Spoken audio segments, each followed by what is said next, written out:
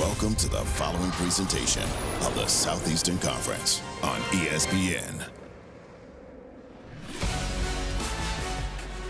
Welcome everyone to Fayetteville, Arkansas. You're watching ESPN College Football presented by Chili's. Folks, this is the SEC on ESPN. It has rained profusely in the area for the last couple of hours, but that means prosperity in the spiritual realm. And for Mike Elko and the Aggies, it's been a prosperous season. Looking to go 7-0 for the first time since 1994. His team doing it by committee. Conversely, on the other side of the ledger today, Bobby Petrino coaching his first game at home since the school made the coaching change. But this is an all too familiar position for Petrino. He has a troika of stars. Washington Jr. and Blake have a green light at quarterback in Talon. And he has been lighting it up, throwing the football of late. Let's take some inventory in the SEC. Big game going on right now between Mississippi and Georgia. It is a crowded pack of teams in the SEC with so much still to be decided on the third Saturday here in October. Hello, everybody. I'm Mark Jones alongside Roddy Jones, Quint Kesnick down at the field. We are finally going to kick off after a 2-hour weather delay. And Roddy, we saw this Aggie team last week against Florida. What does it mean for them to go 7-0? What's at stake for them today? Well, they're one of 10 undefeated teams in the country, including the team that finished up a couple hours ago, Brent Key's Georgia Tech Yellow Jackets. And as you keep winning and that number keeps getting smaller and smaller, you get everybody's best shot. This is a team that started 7-1 a year ago. So a lot of people are taking a wait-and-see approach on if this Texas A&M team is legitimate. And then on the other side, Arkansas, you've had 3 single-digit losses, 6 points to Ole Miss, 1 point to Memphis, and 3 points to Tennessee. With 13 more points, this team could be 5-1, but they are looking for a renaissance under Bobby Petrino. Petrino's mission, get the players better and have fun while doing it. We got a great weather story to talk about on the other side of this break. Q has it for you down to the field right after this.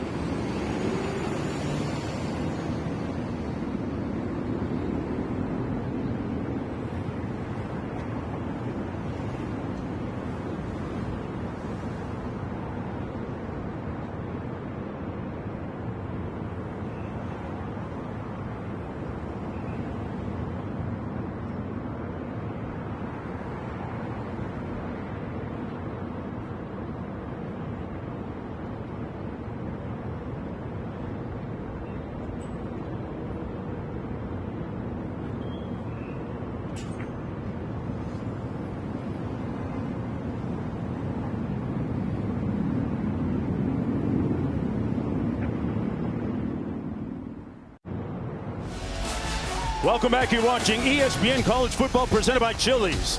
Folks, this is the SEC on ESPN here at Razorback Stadium.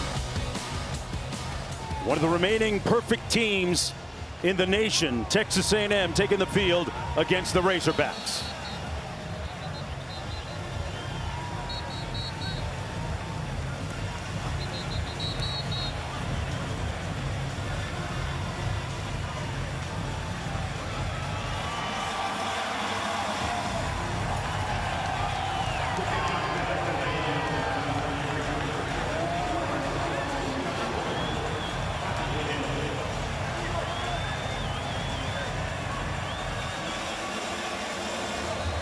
On Parents' Weekend, moms and dads have been waiting for toe to meet leather, and the time has finally arrived. Rodney Hill back deep. And it'll be 1st and 10 from their own 25 for Arkansas. Well, here's a look at the weather right now, but boy, it took a while to get to this point. Quinn Kesenick has more. Yeah, the rain has abated, but earlier today, SEC and local officials making the decision to postpone this game 2 hours, that was a prudent decision because we got absolutely torrential storms, whether it was hail, massive amounts of water, wind gusts up to 25 miles an hour, but then those conditions have subsided. And Mark, I got to tell you what, this field has drained. I give it an A+ in terms of this surface. Well, that's saying a lot with the weather that we've experienced over the last few hours. Razorbacks find a crease on the left side of that offensive line. Nice run by Mike Washington, brought down by Dalton Brooks. Washington with a spectacular week last week. Roddy had 131 on the ground. Yeah, you get the center and the guard both pulling around and hand it off to the transfer from New Mexico State, Mike Washington, who has been an absolute renaissance man for this team, catching the football and running it, one of the best backs in the SEC. Picked up 14, Green underneath to his tight end, Rohan Jones. Another transfer. He comes to them out of Montana State. We got a flag down to the field, though. Let's see if this play stands. Flag down at the 47-yard line of the Razorbacks. Offense, number 83. 15-yard penalty from the previous spot. Repeat, first down. It's going to go against the tight end, Jaden Platt, who was offsides. It's actually offensive pass interference. Jaden Platt's lined up right here on the end of the line of scrimmage. He just goes up and collisions. It has a collision with the linebacker, and he gets the OPI call. As Jaden Platt, Rohan Jones, excuse me, kind of snuck in underneath. Unfortunate for Arkansas, because that was a nice play. Yeah. So they push the ball all the way back to the 24-yard line. First and 25 now for Taylon Green. Brown in motion to the top of your screen. They keep it on the ground with Washington. Let's take a look at Chili's 3 impact players. Well, it's on the Texas A&M side. Cassius Howell, one of the best edge rushers in the entire country. He's going to be an absolute force for this team, this Arkansas team, to deal with. Ruben Owens is going to get more carries with Le'Veon Moss's injury. And then Mike Washington, we've already seen how tough he is to tackle at 230 pounds. Arkansas is a big running football team. Washington and Taylon Green are the biggest parts of that. They were in the game all last week against Tennessee. Green taking a shot down the sidelines. No flag, and now a late one thrown. Omega Blake was hand wrestling down the sidelines. Number 4, 15-yard penalty from the previous spot, includes an automatic first down. That's going to go against Will Lee III. You can see, I mean, it looked like Will Lee had that right arm. Yeah, you see the right arm of Omega Blake. Will Lee just holds it down, doesn't let him get that arm up in the air. And after the offensive pass interference for Arkansas, the defensive pass interference for A&M gets him to a new set of downs. Omega Blake, third leading receiver in the SEC, big-time deep threat for this Arkansas team. Great target for Taylon Green, who on the season is completing 63% of his passes. They keep it on the ground. Washington bursting through the seam. Washington pop clutch all the way down to the 9-yard line. There's your impact player. Got a good block from the center, Caden Kiltler.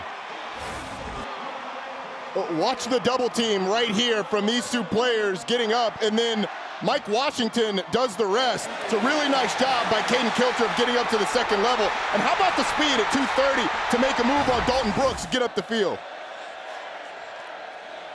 48-yard gain on the play. Here he is again. Washington crushed at the 4-yard line. Picked up about 6 on the play. Onyeta making the tackle. Look at Mike Washington's numbers last week against Tennessee. I mean, his ability to not only run with physicality, but also make people miss and turn what should be a 10 to 15-yard gain into a 50-yard gain. I think that surprised even the Arkansas coaches. He and Braylon Russell form a dynamic duo in the backfield, and a big one as well, as Braylon Russell's almost 250. On 2nd and goal, Washington with nowhere to go that time. Stopped up right at the line of scrimmage by Scooby Williams. Taylor Green with a couple of great weapons in Washington, and Omega Blake catching the football. And Green, a pretty prolific running threat himself, Roddy. He's the fifth leading rusher in the SEC. I mean, this is a guy that can pick him up and put him down as well as any quarterback in the country. And when he opens up that stride, I mean, it is tough to catch him. This is a big third down, and you talk about his legs, that becomes big on any third down for A&M. Green, he can escape, throws it up for grabs, and incomplete in the end zone. It'll be 4th and goal coming up. Good pressure by Brooks and Sanford. That time, Green unable to spin out of trouble, Roddy. You're going to see Dalton Brooks off this side and Damian Sanford on that side, two of the more athletic defenders on this A&M team. And even though Taylor Green's able to spin away from the first, Dalton Brooks' ability to redirect and get out there throws Green off. Damian Sanford's there, and you get an incomplete pass. Scott Starzyk from 22 yards out. 5 of 7 on the season. And knocks it through to cap a pretty impressive opening drive by the Arkansas Razorbacks. The Hogs have been held up in the pen all day after this weather delay of over 2 hours, and they strike first. We'll be right back after this.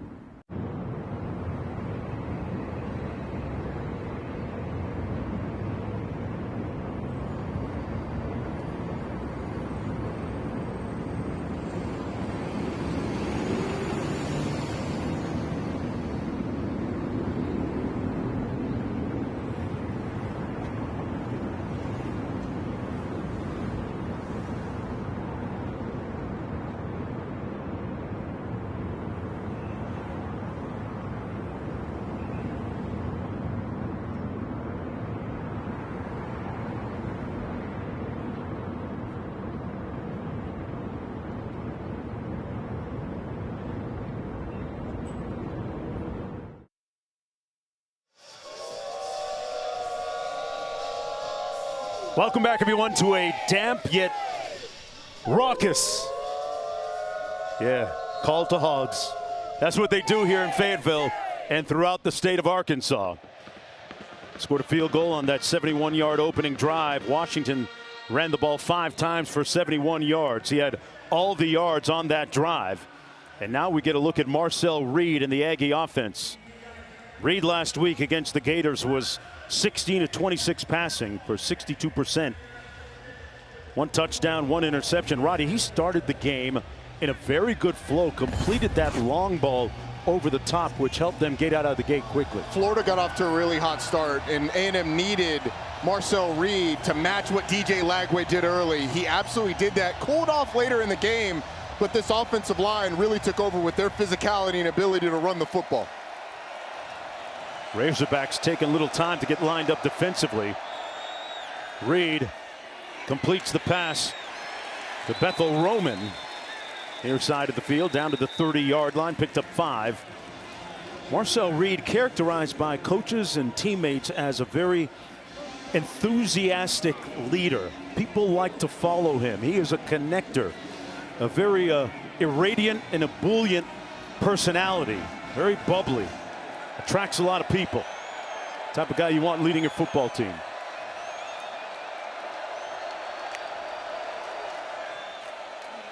Hands it off on 2nd and 5. A gain of about 2 by Reuben Owens, brought down by Caleb Wooden. Remember, they're missing Le'Veon Moss, one of their top rushers. And that is something to watch here. I mean, Reuben Owens tries to plant off that inside foot and just slips out from under him. Now, he didn't get his cleats in the ground at all there. So some of that probably on the running back as well. But it sets up a 3rd down. This is an A&M offense that likes to be in those 3rd and shorts, but anytime it's 3rd down, you have to find Casey Concepcion, their go-to receiver. Yeah, keep an eye on number 7. Reed tucks it under, escapes, and is brought down, but he picks up the 1st down. Sori Jr. making the tackle on the play, but Marcel Reed ran for 5, which was just enough. It's the legs of Marcel Reed here. I mean, just enough ability to find a little crease and get out and get the 5 yards. He's not the most willing of runners. He's not a guy that every time he sees a gap is just going to take off. But they are being crafty enough to maneuver through the line of scrimmage, and it appears get the 1st down, although we're going to review the spot.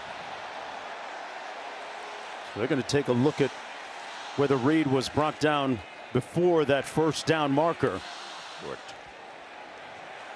We have Jerry McGinn, our rules analyst, with us today. Jerry, tell us about some of the markers that have to be met here for him to be able to be given this 1st down. What do you see? So at the first look, it appears his left elbow is down and the ball is just short of the line to gain. So I believe replay is going to bring this back. So Jerry, from here's a little bit better angle. We'll see that left elbow down there. And I mean, it's hard to see exactly if the runner was down with the ball a half yard short of the line to gain. It'll be 4th down. I was going to say it's hard to see exactly how short, because I mean, I could have argued from that angle that the nose of the ball was touching the 35-yard line. I'm with you. The line to gain. So I mean, Jerry, what do you think based on the last one we saw? I still like the fact, I think replay did a great job stopping this. The ball is short of his left arm, and the left arm is barely even at that line to gain. So this is a very good pickup by replay. All right, Jerry, they're going to go for it on 4th and short. They're 3 of 6 on 4th down on the season.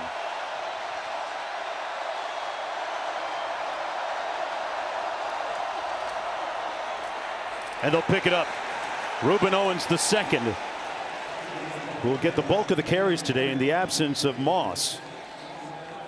We also expect to see Jamarian Morrow get some touches today, Roddy.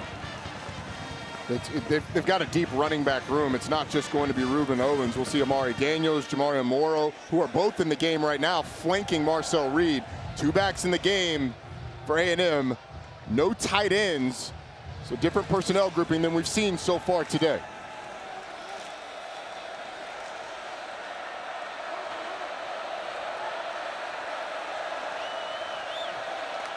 Morrow motions out of the backfield.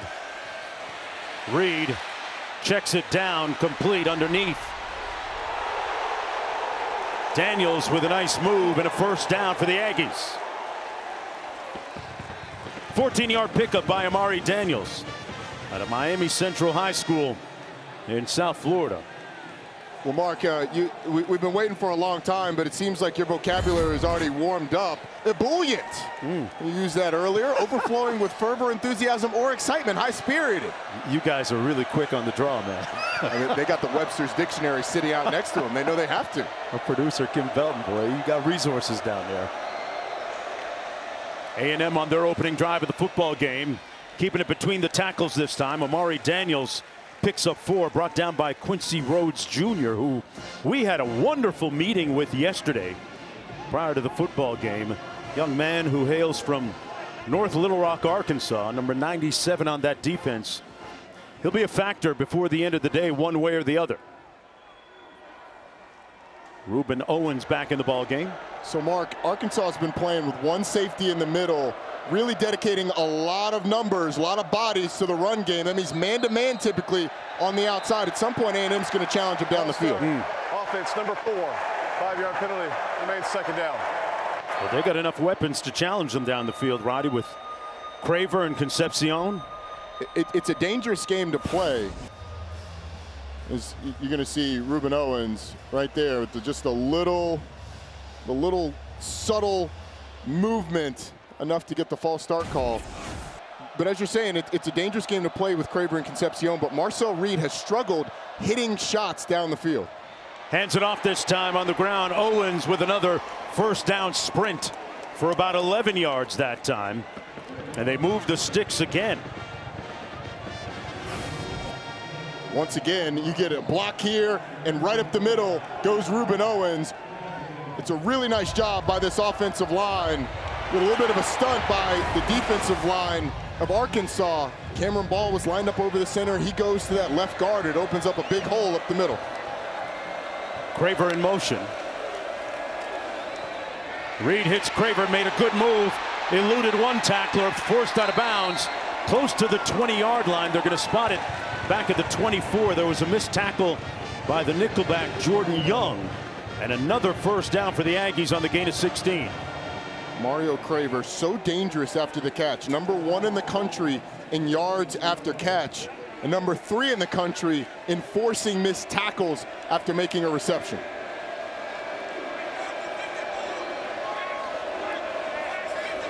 Owens in the backfield. Play clock at 10. They fake the jet sweep. Downfield and nobody home, incomplete. He was trying to find his back. Ruben Owens. Covered well by Xavier Sori Jr. Xavier Sori does a really nice job of reading the back out of the backfield. And Mike Elko, his offense really found their rhythm. Started fast last week, but late in the game it was that offensive line that controlled the line of scrimmage and let them run the football. Arkansas seems pretty dedicated to keeping that one safety in the middle of the field, and everybody else is down close to the line of scrimmage to stop the run. On the play action downfield. Caught. Touchdown, Bethel Roman. Got in behind Kenai Walker.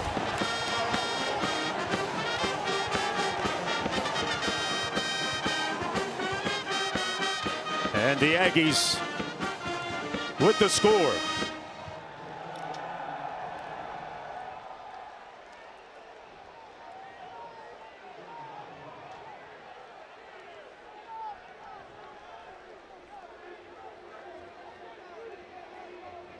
Boy, Marcel Reed with a dime drop there. He's one of the reasons why this is just one of 10 remaining undefeated teams, partner. Well, it's a phenomenal throw by Marcel Reed. Single coverage, Ashton Bethel Roman against Kenai Walker. And if you're going to play with all those numbers saying you're not going to run the football, Marcel Reed has to make you pay. He and Ashton Bethel Roman do it there.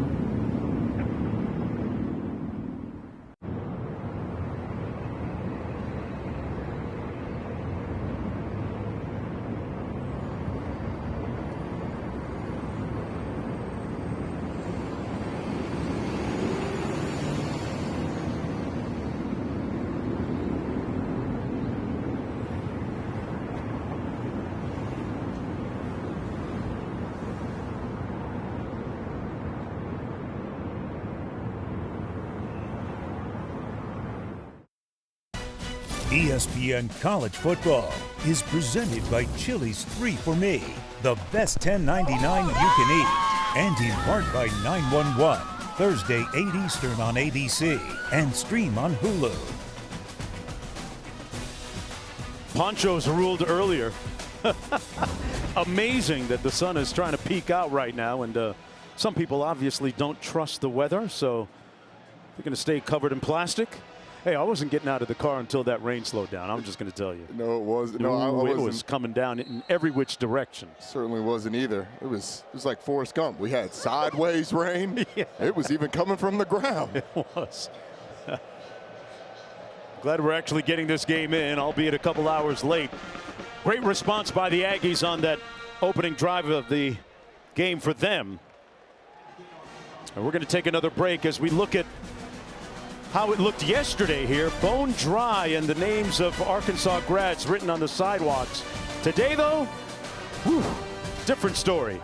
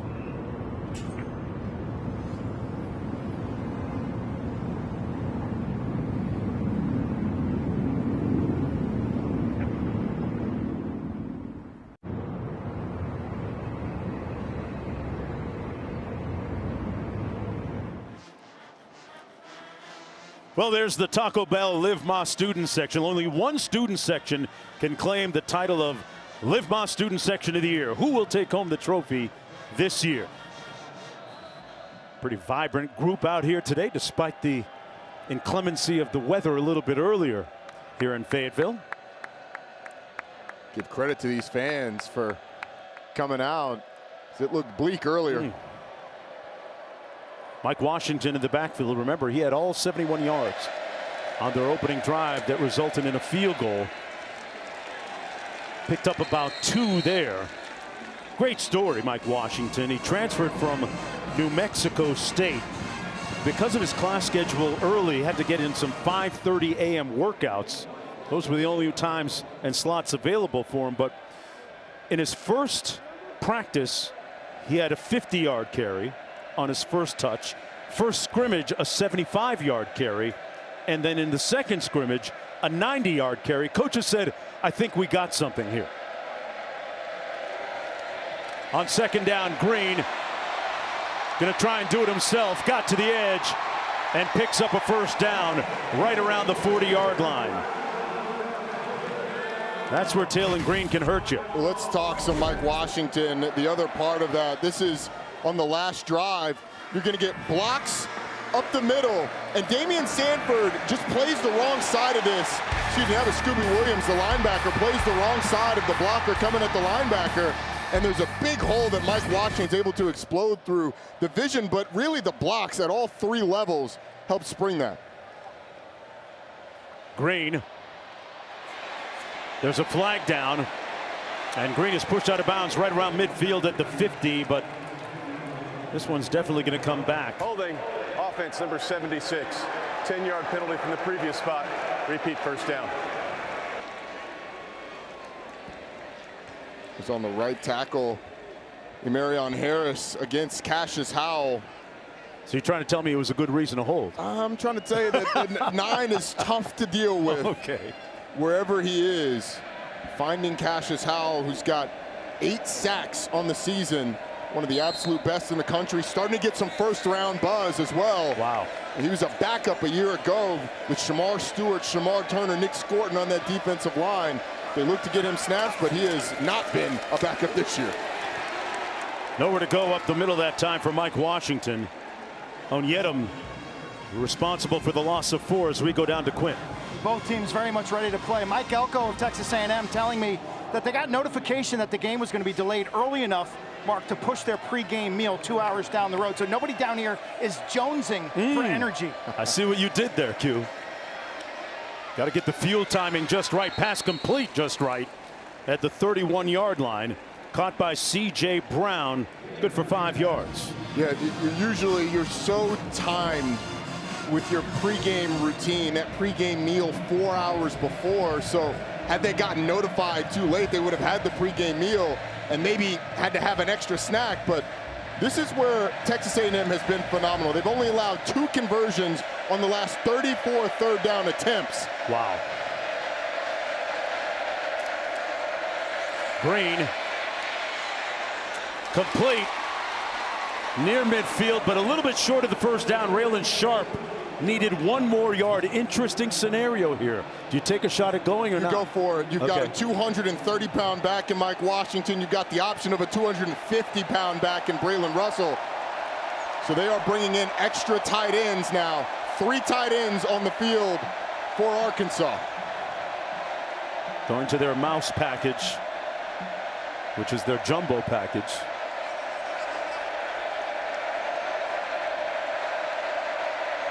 Oh, they're going to throw it. Green under duress, incomplete, and the Aggies respond. Another third down stop. That's just the way that defense operates. Sanford and Radcliffe applying the pressure on Taylon Green. They tried to throw it, Roddy. Yeah, this is made by Noah Mikel, who takes the tight end, or the fullback that's trying to sneak out of the backfield. Taylon Green has nowhere to go with the football, and so he has to move up. Damian Sanford's getting after him, and then eventually Marcus Radcliffe is able to bring him down. But a really nice job by the freshman linebacker, Noah Mikel, of taking the fullback, Maddox Lassiter, out of the play as they were trying to sneak him out of the backfield. Starting field possession pretty good here for the Aggies. Their second possession of the football game with just under 3 minutes to go, trying to remain undefeated and improve to 7-0 for the first time since 1994.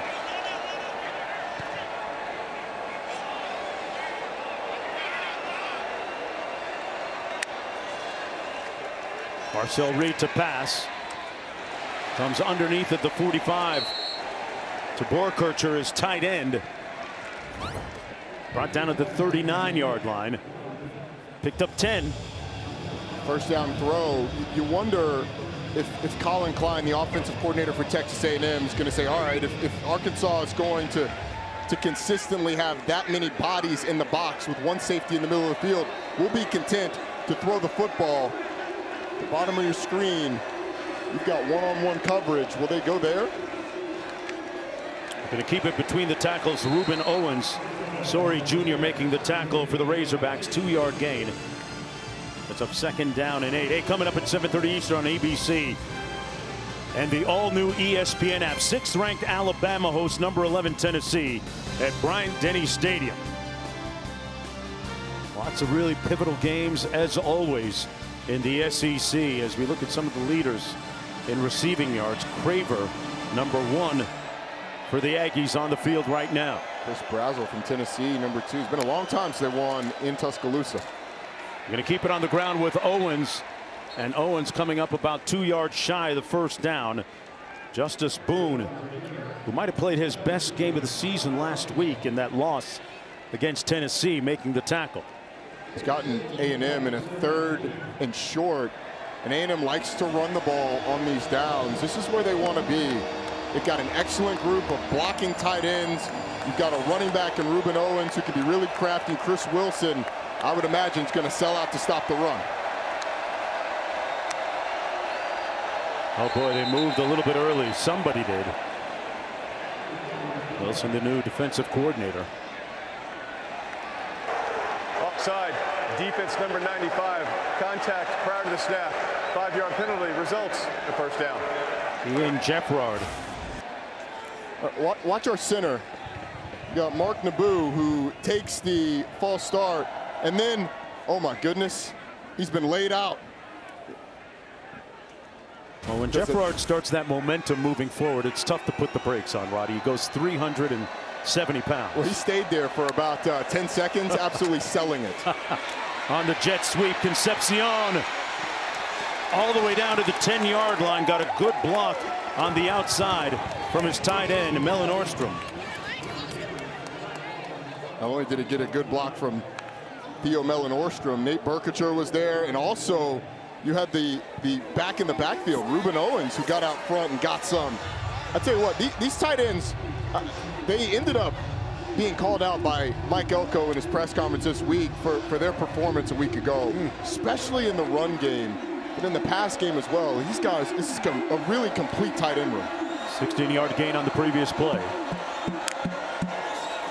1st down on the draw, about a 3-yard gain that time by Reuben Owens. Bradley Shaw, middle linebacker, making the tackle on the play.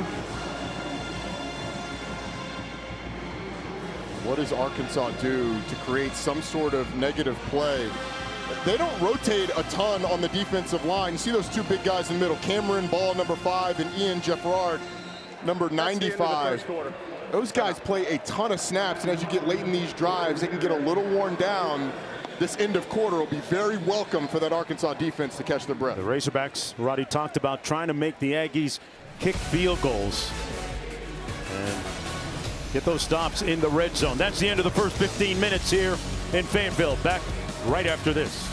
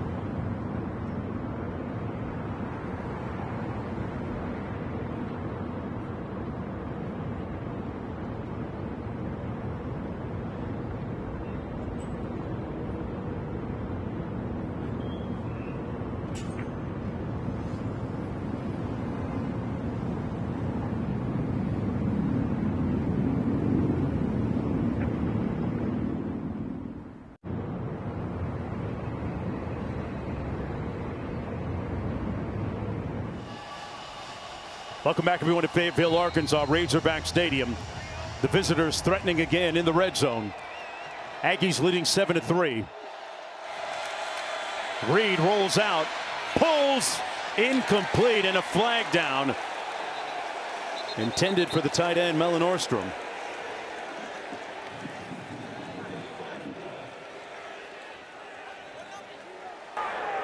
Holding, defense number 13. The penalty's half the distance to the goal and includes an automatic first down.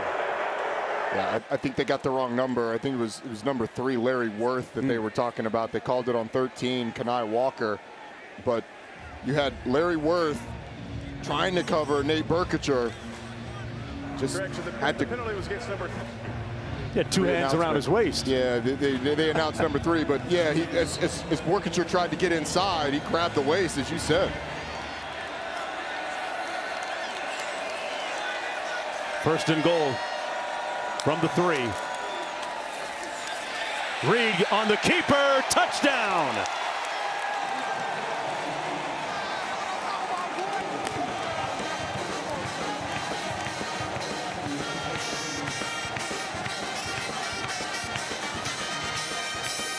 Marcel Reed leaving defenders looking at his shoe bottoms, winning that foot race to the pylon.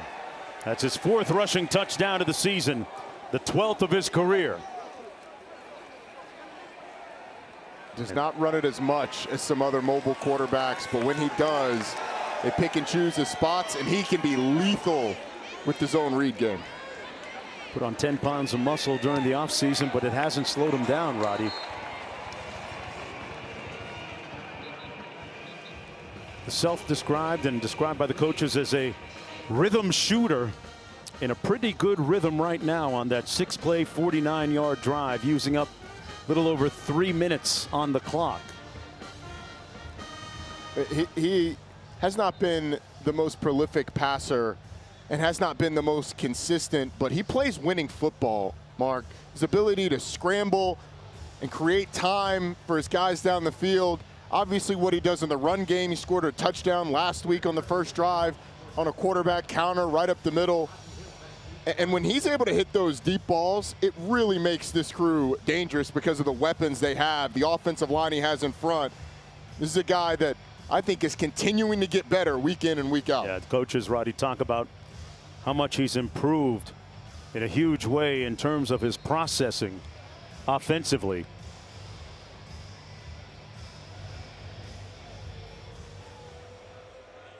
That last touchdown really quieting the crowd here at Razorback Stadium. And Arkansas will start off 1st and 10 from its own 25. A moment ago, Q with Coach Elko. Coach, what's the biggest challenge that Talon is facing right now? Well, he needs to keep his eyes downfield. We thought we had a really nice play on 4th down, and he just didn't pull the string. He needs to keep his eyes downfield. This is that 4th down play. You had Rohan Jones going up the middle, and Dalton Brooks is trying to cover him from the backside, just gets over there late. And if Talon Green pulls the trigger, he has a ton of room to throw the ball down the field. Just lay it out there. He could have even gone to Maddox Lassiter up the sideline. That one may have looked a little more covered, but Rohan Jones wide open down the seam. Sure was. Of course, that was Coach Petrino, not Coach Elko. Talon Green takes out his do-it-yourself kit, picks up the first down. I tell you what, those strides eat up a lot of real estate. They talk about a long strider. This would be it, right, Roddy? 33 yards. It absolutely is. As he moves up in the pocket, the defenders clear out from his right side, and there is just a ton of yardage. This is one of the fastest quarterbacks in the country. Has gotten up to 21.4 miles per hour this season, and he can eat up yardage when he starts to pick him up and put him down. From the 42, a yawning hole for Russell. Braylon Russell brought down at the 20-yard line. Marcus Ratcliffe saved the touchdown on the tackle. 21-yard gain. I mean, they pull a puller from the backside, and you're going to get a block there on the edge. But Damian Sanford overruns the hole. Green, incomplete. No flag intended for C.J. Brown. Let's go back to that last run. Yeah, so you get a puller from the backside, but Damian Sanford is supposed to go here. He ends up bouncing out a little bit too far.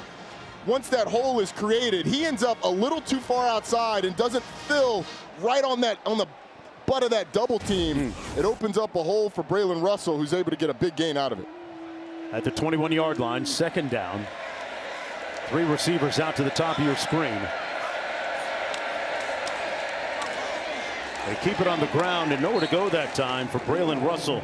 Might have picked up a yard on the play. DJ Hicks making the tackle, so it'll be third down and long for the Razorbacks. You wonder, with Arkansas struggles on defense all year long and Texas A&M's ability on offense to go down the field, if you're Bobby Petrino against the best third down defense in the country, do you consider this 4-down territory? I think you do, but let me tell you, you're going to have to deal with number 9, Cassius Howell, one of the best edge rushers in the entire country.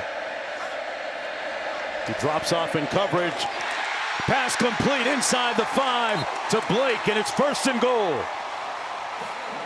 Green with a decisive toss for 15 yards. And we got a player shaken up down on the field. Will Lee III, the starting cornerback for the Aggies.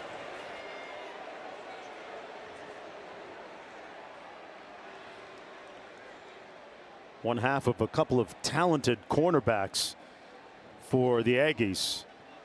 Lee at 6'1", Des Ricks also at 6'1". We're going to take a short break. Come right back after this.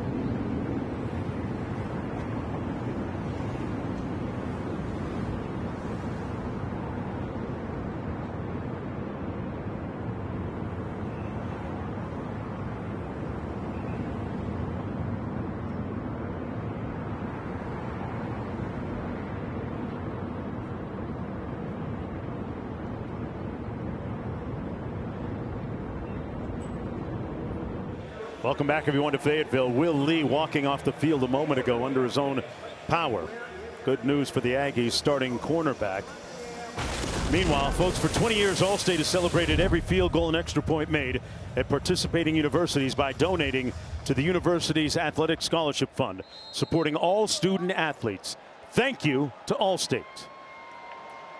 So the Razorbacks able to convert on that long third down, a rarity against this Aggie defense.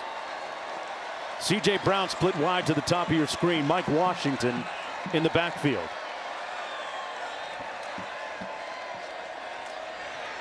Green wisely throws it out of bounds. Good pressure from Cassius Howell.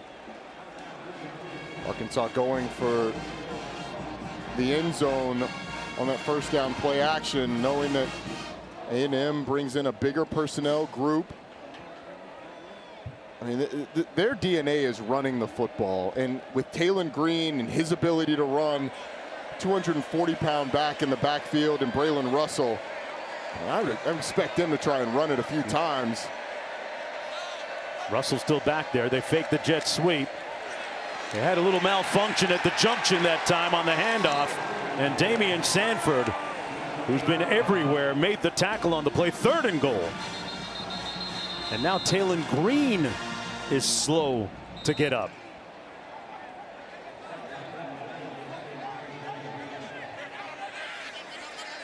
That's KJ Jackson, the backup quarterback.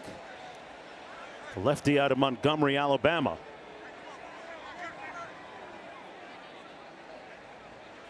Boy, in a pall of silence enveloping Razorback Stadium here.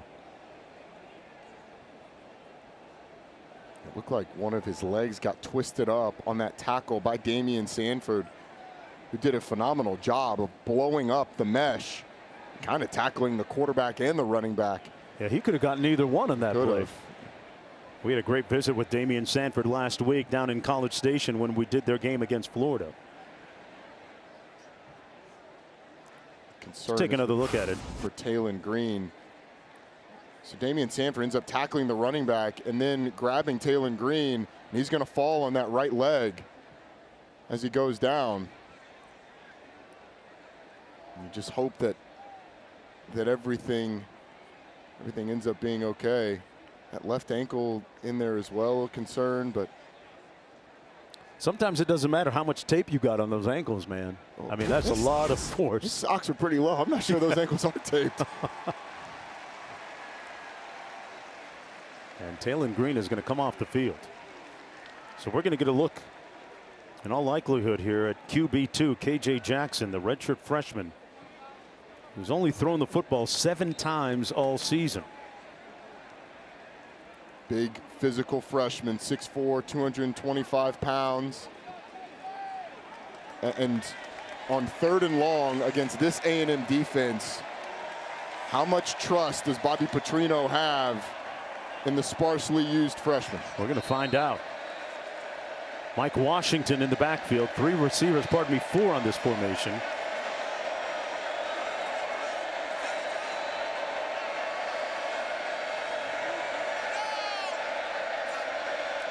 KJ Jackson going to throw it underneath, and stopped immediately is C.J. Brown. He got rocked by Will Lee, who announced his return to the game right there in a big way. He limped off just a few moments ago. Limped off, and it looked like he was favoring his shoulder when he went off the field. How about the freshman getting welcomed to the game by Cassius Howell, and then Will Lee tracking down the receiver from the right side of the formation all the way across to the left. The corner making a big stop. So Scott Starzyk will come into the game to try and attempt this field goal from 22 yards out. Made one earlier this afternoon from the same distance.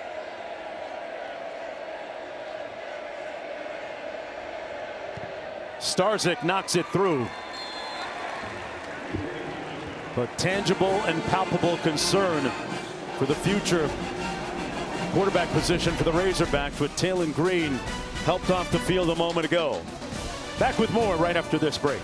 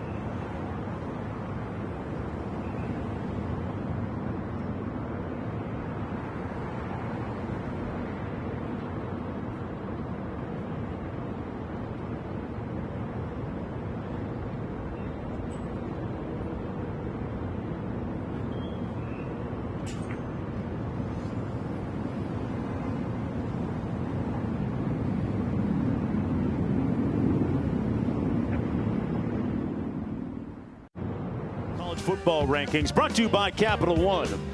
Big game going on between Georgia and the University of Mississippi right now.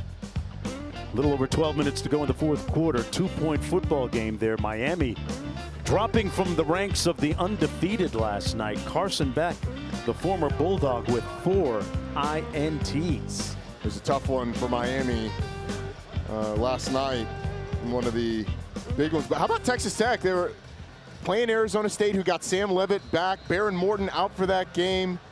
He had a backup starting, and I mean, Will Howell had done a nice job so far, but it looks like they're struggling. It's going to be 1st and 10 from the 25. Let's check in with the studio.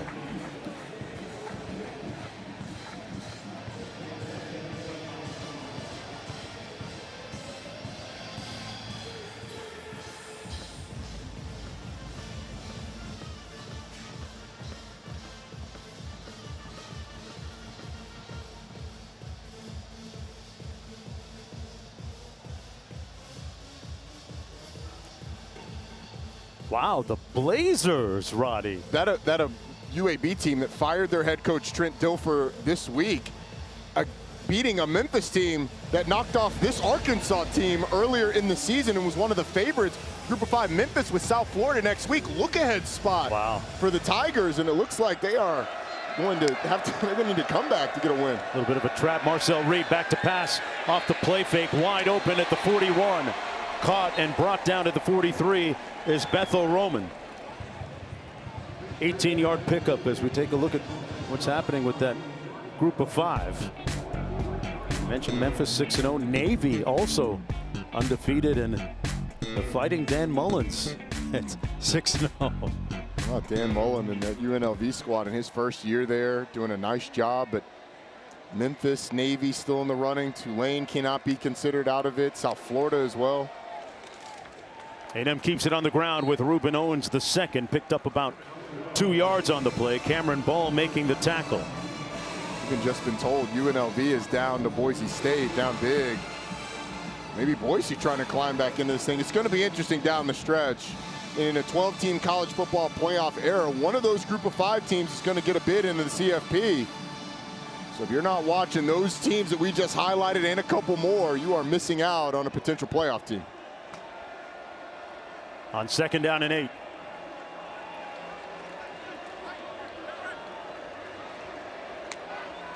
Concepcion in motion. Makes the catch or not. It hit the turf.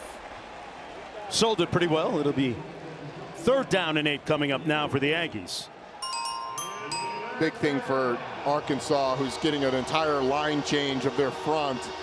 That's 6 guys running off the field, 6 guys running on. They've got to find a way to get some pressure on Marcel Reed. On that big play to Ashton Bethel-Roman just a second ago, he had an eternity to throw the football. And even if you get to the quarterback, he is crafty with his legs. Can they constrict the pocket enough to disturb him? They scored a touchdown on each of their 2 possessions of the football game. On prolonged drives, Reed trying to keep this drive alive. They set up the screen. Underneath, complete, but short of the 1st down is Amari Daniels by that much. Looks like about ½ yard short. Maybe a little bit more than that. Jaheim Singletary making the tackle on the 7-yard run. If you're Mike Elko, you go for it. I mean, no doubt. Just past midfield. Your defense is playing great. Offensively, the strength of this team is that offensive line. You put it on them. We got an extra lineman coming into the game, and Robert Borden. I mean, they are bringing in all the beef for this 4th down.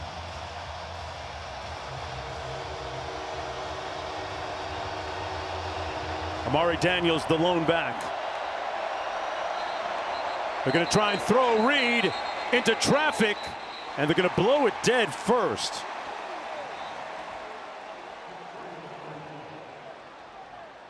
So we got a flag. There's no foul for illegal formation. Prior to the snap, timeout was called by Texas A&M. It's their first of the half. Ooh, they might have seen trouble. Mike Elko got the timeout just in time. Yeah, Casey Concepcion, who's the only receiver in the game to the field, was off the line of scrimmage, tried to move up. Is going to look at Taylon Green, who's walking around on the sideline, concerned about the availability of Taylon Green. second down play down near the goal line just a second ago gets rolled up. Damian Sanford making the tackle. Laid on the field for a bit. They were checking his lower body. One of those lower extremities was helped off the field with some assistance and then went straight to the 10. Good to see him up and walking. Question is, can he run? Good to see him jogging as well, because speed, so much a part of his game. Sure is. Brace on that right knee that wasn't there before.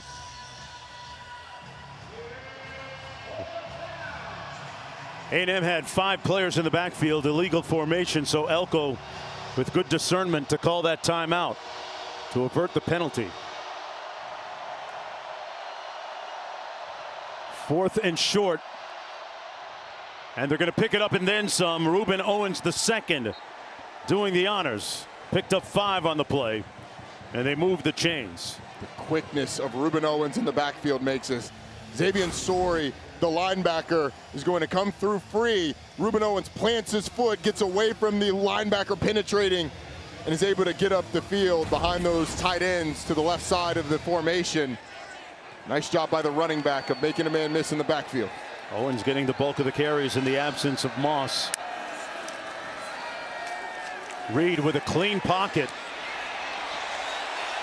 There's a flag down. Reed made a move, but brought down nicely in the open field by Sori Jr. Holding, offense number 76. 10-yard penalty from the previous spot. Repeat first down. This one's going to come back. Ruben Fothery. There's Quincy Rhodes Jr. and Fothery right here. As Quincy Rhodes engages, Marcel Reed's going to scramble, and Fothery just doesn't let go of the defensive end, gets the holding call. Had a nice visit with Quincy Rhodes yesterday, who has been a really good pass rusher off the edge, but it's been a while since he's had a sack. No sacks in the last 2 games for the big defensive end. Reed going to throw it.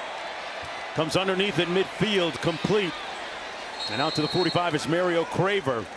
We're talking about Quincy Rhodes. Says he likes to listen to that old, you know all about that Atlanta crunk, that dirty South music, Lil Jon. He started saying, like, I listened to the old school, and we said, what? He said that the crunk music from the clubs in the early 2000s. Lil Jon and the East Side Boys, Lil Scrappy. We started naming out songs, and he was like, yeah, that's my stuff. And so we had to get it going up here in the booth a little bit during the rain delay to get us going. Yeah, all of 6'6". Imposing presence down in the field. 11-yard pickup on the previous play.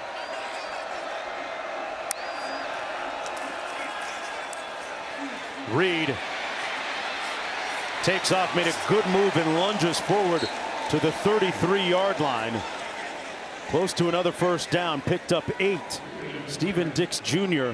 is still looking for his shoes because he got faked nicely. Steven Dix Jr. had help to the outside and had Marcel Reed squared up. It was like, now you see him, now you don't, from the quarterback, who his legs have been a big part of the game plan today. And Steven Dix has him there. Little plant, little slip, and he's able to get close to the first down. Morrow in the backfield gets the call. And Morrow with about a 3-yard gain. Under 7 minutes to go here in the opening half. Texas A&M leading by 8. Mark Jones, Roddy Jones, Quint Kesnick down to the field on a game that, if you're just joining us, went through a 2-hour rain delay, weather delay, thunder delay, lightning delay, hail delay. Did I miss anything? Winds? I saw Dorothy and Toto blowing through in the sky. I was going to say, you're going to keep going down, we're going to get to the plague eventually.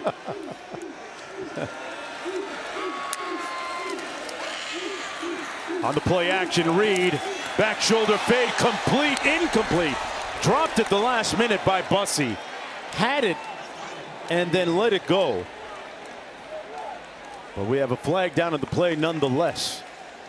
No, I think it was that's a mouthpiece. Mark. Yeah. Not bad. The yellow mouthpieces. Talked about the weather earlier today. We had some hail. Haven't seen that in a while. You don't get a lot of that in South Florida? On those 84-degree days, nah. Reed hands it off to Morrow. They were trying to make Morrow a bigger part of the game plan in the backfield. This Arkansas defense, though, has to find a way to get off the field on this third down. They've given up touchdowns on each of the last 2 drives. They've got to figure out a way on this 3rd and long to force A&M into a long field goal attempt. It's going to start with keeping Marcel Reed in the pocket. Do not let his legs pick up this first down. Got a flag down.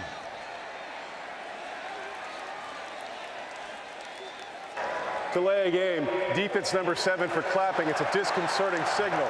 The 5-yard penalty remains 3rd down. Reveille taking it all in. Bradley Shaw is going to be right in the middle of your screen, and he's trying to check. He's looking left, can't get the attention. He's trying to get the attention of someone to his right and claps to try and get some kind of communication to him. But clapping is reserved for the offense. Can't do that defensively. It turns a 3rd and 7 into a 3rd and 2 and some change. It's a long 2, but a 3rd and short. Just a mental error, mental lapse by the middle linebacker.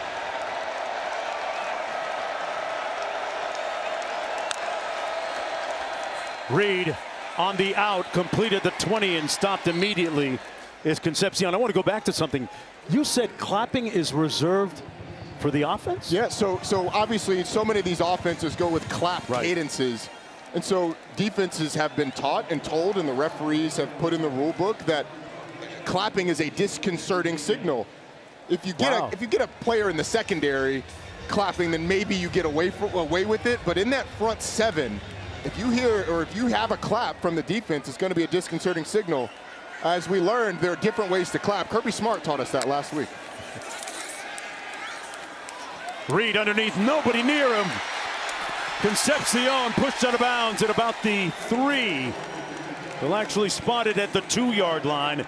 1st and goal for the Aggies. 19-yard pickup by the team's leading receiver. And Petrino's defense under heat right now. A progressive pylon cam. You got Casey Concepcion almost. I thought he might try and lay out, get in the end zone. Taylon Green on the bike trying to loosen up that knee. Watching A&M once again move the ball inside the 5 on that Arkansas defense. 13th play of the drive. They hand it off to Owens.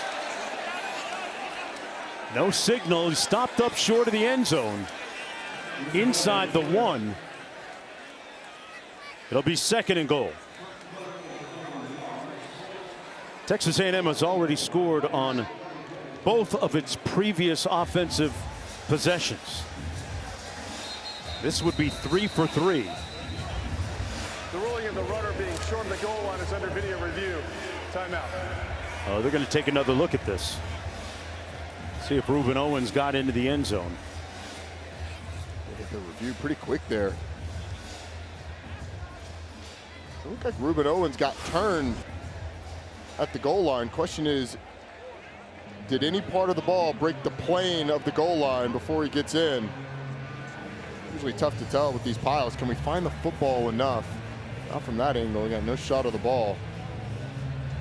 Let's bring in Jerry McGinn, our rules analyst. Jerry, what do you see on this? Well, the ruling on the field is that the runner is short, so they're going to need indisputable video evidence to overturn that. And the looks that we're getting right now, it appears that it is short, that it is not over that plane at the goal line. So I believe they're going to uphold it. It's the shot that we have is just a little bit into the end zone. Jerry, what does that do to the view when the camera is just, maybe a yard inside the end zone? Does that push the ball back? It actually kind of brings it kind of forward a little bit. Okay. So, yeah, they really need the shot right down the goal line. They don't have that. So I'm thinking everything is going to stand the way it is. Yeah, I'm thinking the call on the field is going to be upheld as well. Although, I mean, on that shot, it looked like it It was pretty close. It might have touched the plane. After review, the ruling in the field is upheld. The runner is short of the goal line. It's second down. The game was stopped at 3 minutes, 42 seconds. Please reset the game clock at 3:42. I just want to say this. With all the technology we have in the world today, with all massive humanity there, can't we like put a microchip in the football and have an electric signal go out when it crosses the goal line to take the guesswork out of it? In this economy? I don't know, use some AI or something. I mean Yeah. Look, it's a very human element of officiating. we still got chains on the sideline there. 3:42 to go. But, you know, I think that there's a good call to uphold it. Do it again. Reed. Room service, touchdown, Borkature. Made it look easy. And the Yankees are 3 for 3, scoring touchdowns on all 3 possessions. The number 4 team in the country rolling right along. Nate Borkature lines up right there, and then he comes across, and all the defenders of Arkansas are sucked in on the play action. Borkature just slips out into the flat. As you said, room service. This Arkansas defense has had a tough time all year long, and they are having a tough time today keeping A&M out of the end zone. 21-6 on Borkachure's second touchdown catch of the season. The Aggies looking to go 7-0 right now. Rolling like a black Grand National. Smooth. Back after this.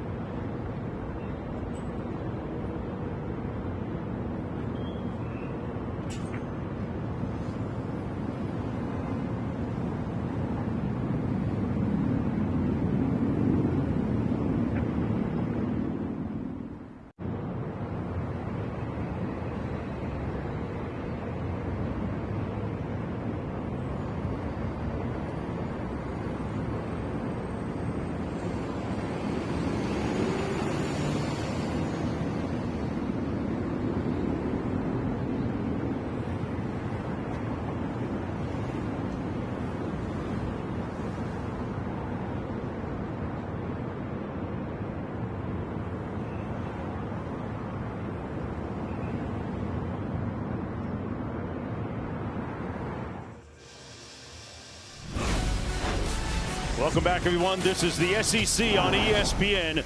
You're watching ESPN College Football presented by Chili's. And Q will give us an update shortly on Talon Green, whose Razorbacks will get the football here in a moment after this kick. It'll be 1st and 10 from the 25. Q, what do you have for us? Taylor Green is back on the field after an extended stay in the medical tent where they were looking at his knee. He emerged about 10 minutes later with a knee sleeve on, did some agilities, did some planting drills, and then did some soft toss. So Taylor Green is back in the game. One thing, Mark, we haven't seen from him, having fun, smiling, relaxed, loose, not uptight. Bobby Petrino telling us that's a key to his success. When he's just out there having fun, he plays his best. Green fires. That'll put a smile on his face. A little fun and run by Blake on the other end of that throw. And a first down for the Razorbacks. What do you make of that throw and the way he moved around? I was going to say, at the top of that drop, hits it, pushes off that leg that has the knee sleeve on it to step into that throw. It looked very good. It looked textbook. And so you hope there's no residuals. There's nothing that'll limit him going forward with that knee. From the 40. They hand it off to Mike Washington. Ran up the back of his own offensive lineman and no gain on the play. DJ Hicks making the tackle for the Aggies. And now Mike Washington is a little slow to get up. 6'2", 228 out of Utica, New York. Number 52 for the gets absolutely blown up. That's Caden Kilter, gets absolutely blown up by Torian York. That's what happened. I mean, York 21, he's coming around and just meets the center and pushes him into Mike Washington. Wow. And then Washington banged up at the end of that one. Torian York with the physicality. One of the real verbal and spiritual leaders of that Aggie defense. And boy, the inauspicious hits just keep on coming for the Razorbacks. First Green, who fortunately is back, went into the 10, and now Mike Washington, RB1, goes into the 10. Braylon Russell on the field in his absence. They come with a pressure. Green got him in. Complete at the 40. His tight end, Rohan Jones. 1st and 10.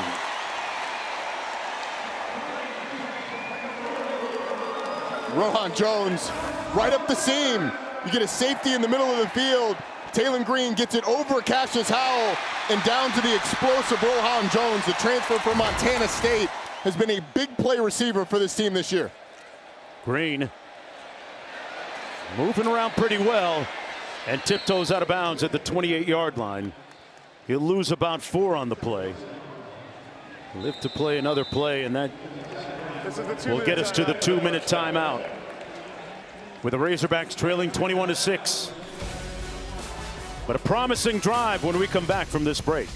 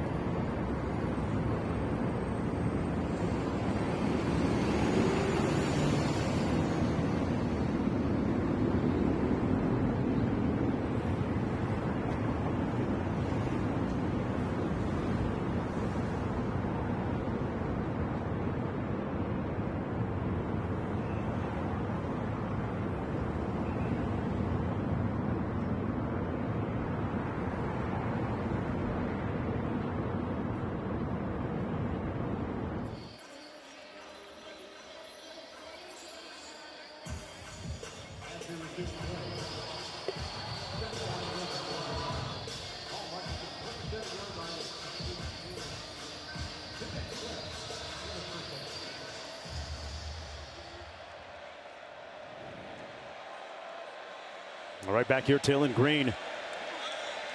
Right now looking at a 2nd down and 11 for Arkansas. Steps up, gonna try and run. And his knee looks pretty good. Green finds Pater. Touchdown Hogs.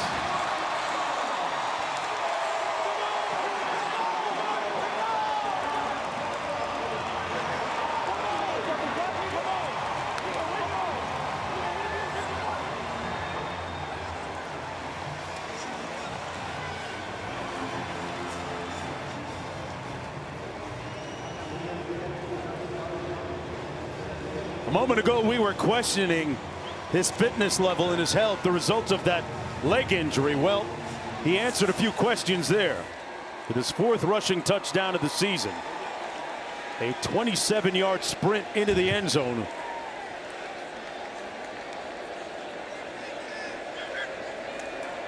And we have a 1-possession football game, partner. Pretty much, you were saying they had to score there. It was a big touchdown for Arkansas. They needed a score, and this was right before that 2-minute timeout. Taylon Green, after a scramble, comes up. He's grimacing, he's wincing, knowing that pressing off that knee, pressing off that leg is tough and it hurts, and he's gritting his teeth saying, I'm okay, and he showed it. First opportunity. The rush gets a little too far up the field. There's a little too much space. He gets a great block from Braylon Russell. And man, he's feeling it now. Come on, give me more, give me more. 21-13. Remember, Texas A&M is going to get the football to start the 3rd quarter.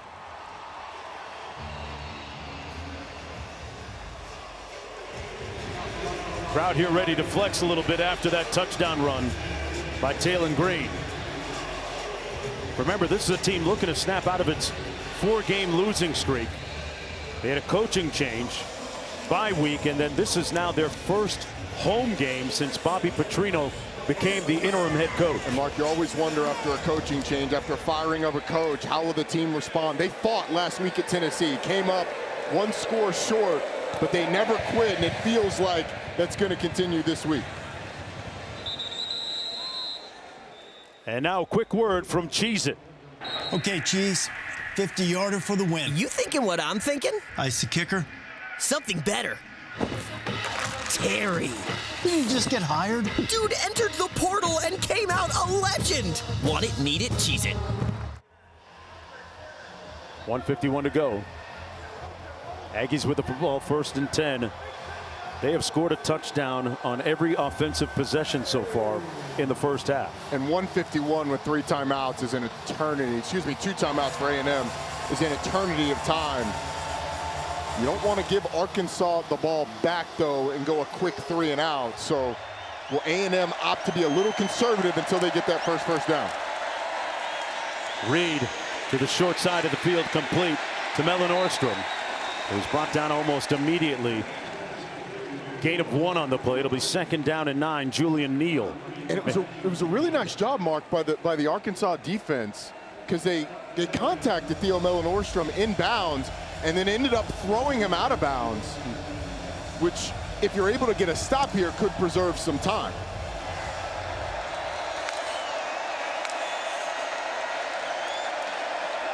Second and 9.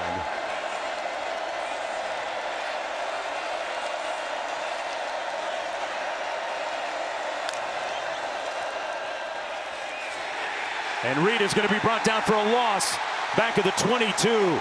Xavier Sori Jr. was not fooled at all. A loss of 5 on the play. A little surprised, Bobby Petrino not calling a timeout. You got a 3rd and 14, but the building's excited because of this. From the progressive pylon cam, you get a block down the field from receivers, and here comes Taylon Green, tight roping the sideline and getting into the end zone. He's excited, and if this defense is able to get a stop on this 3rd and 14, you're going to get the ball back with 3 timeouts.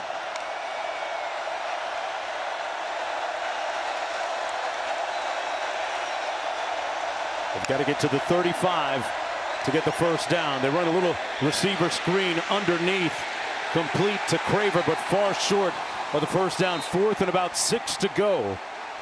And a punting situation for Texas A&M.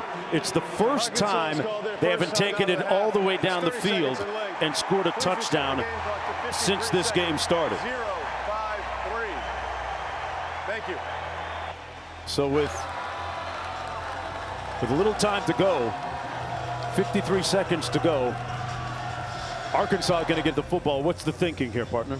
Well, I think you're being aggressive. You're trying to get Talon Green some easy reads. The thing you have to do the most is protect. But if you're Texas A&M, you've had success up front rushing the passer, getting past blocks, but you haven't had success tackling Talon Green in the backfield. He's been able to scramble. At that last play, Cassius Howell beats the offensive tackle right off the bat, but it created a giant hole. So the question is, how aggressive is Texas A&M going to be going after the quarterback? Remember, Bobby Petrino, offensive guru and quarterback whisperer, has his guy primed for a big one today. Tyler White into punt. It's the first punt of the afternoon. Cam Shanks standing at his own 26 for the Razorbacks. They came after it a little bit. Shanks fields it cleanly at the 30. And he's brought down right there where he caught it. A 41-yard punt, nothing on the return. It'll be 1st and 10 for Talon Green with 43 seconds to go. More than enough time to get into field goal range. Hey, we have a Week 7 Monday Night Football doubleheader. Bucks Lions at a special start time at 7 o'clock Eastern on ESPN and ABC. Then Texans Seahawks on ESPN, both available on ESPN Deportes and the all-new ESPN app. Coverage kicks off at 3 Eastern with NFL Live at Ford Field, followed by Scott Van Pelt and the Monday Night Countdown crew.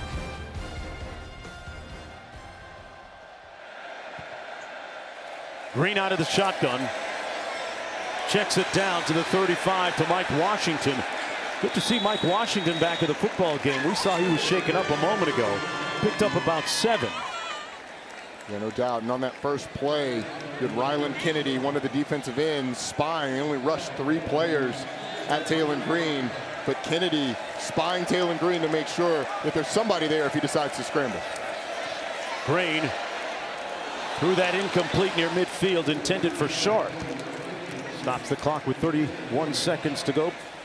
3rd and 3 coming up. We're dealing with these 2 edge rushers, Deion Hayes and Cassius Howell, is an absolute task for this offense. Cassius Howell, 8 sacks on the season, and he's created some pressure today. Big 3rd down here for Arkansas.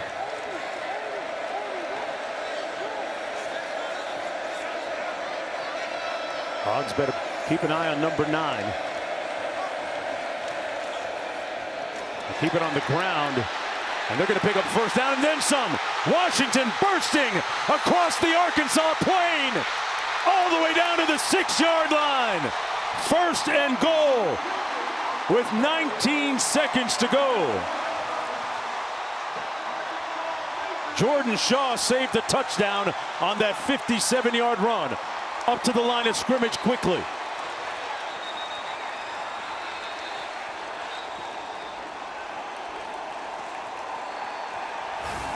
Wow, what a run. Well, one way to deal with Cassius Howell is just run a little zone read. Howell takes the quarterback. Mike Washington gets on the edge, and then it's all about the blocks downfield. Picks up a couple of them. Nice job by C.J. Brown down the field to help him spring a little more. Green's eyes directly on Cassius Howell, knowing that he's going to be aggressive. And Mike Washington makes Marcus Radcliffe miss in the hole. And then the blocking downfield. They say blocking downfield makes good runs, great runs. And you saw it there, a couple blocks on the perimeter to get them down inside the 10-yard line. That's the 3rd 100-yard rushing game of the season for Washington. 6 of his career. Boy, after a 2-hour-plus weather delay, hail, thunderstorms, high winds, we got a real football game here now. An atmosphere as well. Crowd on its feet collectively.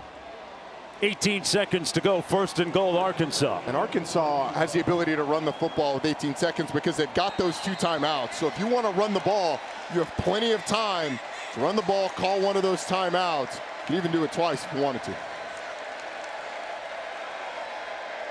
Sharp in motion. Green surveys. Backside pressure. And he wisely throws it out of bounds. Quarterback is outside the tackle box. The ball landed beyond. It's an incomplete pass. You heard the Second explanation down. outside the tackle box. Ball went beyond the line of scrimmage. 2nd and goal. They'll run it back. And I think if you're Bobby Petrino, you're telling Taylon Green now, we want to have 3 more chances. 2nd down, 3rd down, and then potentially a field goal. If it's not there, throw it away quick so you don't waste 7 seconds. Now the clock becomes a big factor in this.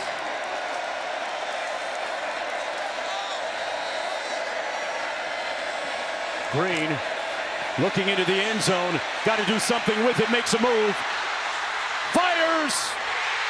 Touchdown, Blake Omega.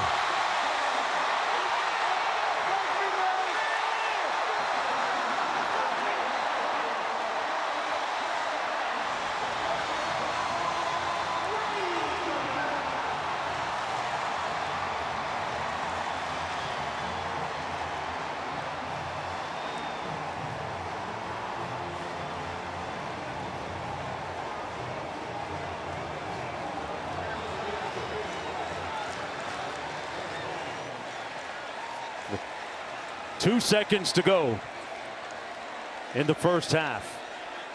And a furious rally at the end of the half by the Razorbacks. Makes it a 1-point contest. So it's a wonderful job by Taylon Green of making it count. I mean, there were 11 seconds left on the clock when that ball was snapped. There was a chance the clock was going to run out. He sure did, but it's a good job of protecting early for this offensive line. Then when it breaks down, Taylon Green makes Albert Regis miss and finds Omega Blake. The strong hands by Blake reaching up behind him, plucking that out of the air.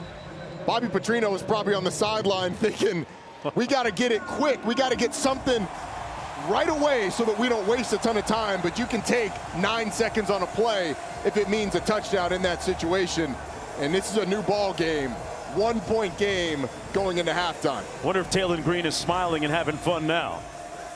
That's what Bobby Petrino and the offensive staff wanted him to do. Arkansas with 14 points in the last 1 minute and 49 seconds. And it felt like A&M was going to run away with this thing. Arkansas's defense couldn't get a stop. The offense kept stalling on 4th downs or getting stopped in the red zone. Now Arkansas with all the momentum going into halftime. And a big hit to end the first half. Big energy here at Razorback Stadium. Taylon Green, the alpha. Omega Blake, the omega. The beginning and end as we go back to the studio.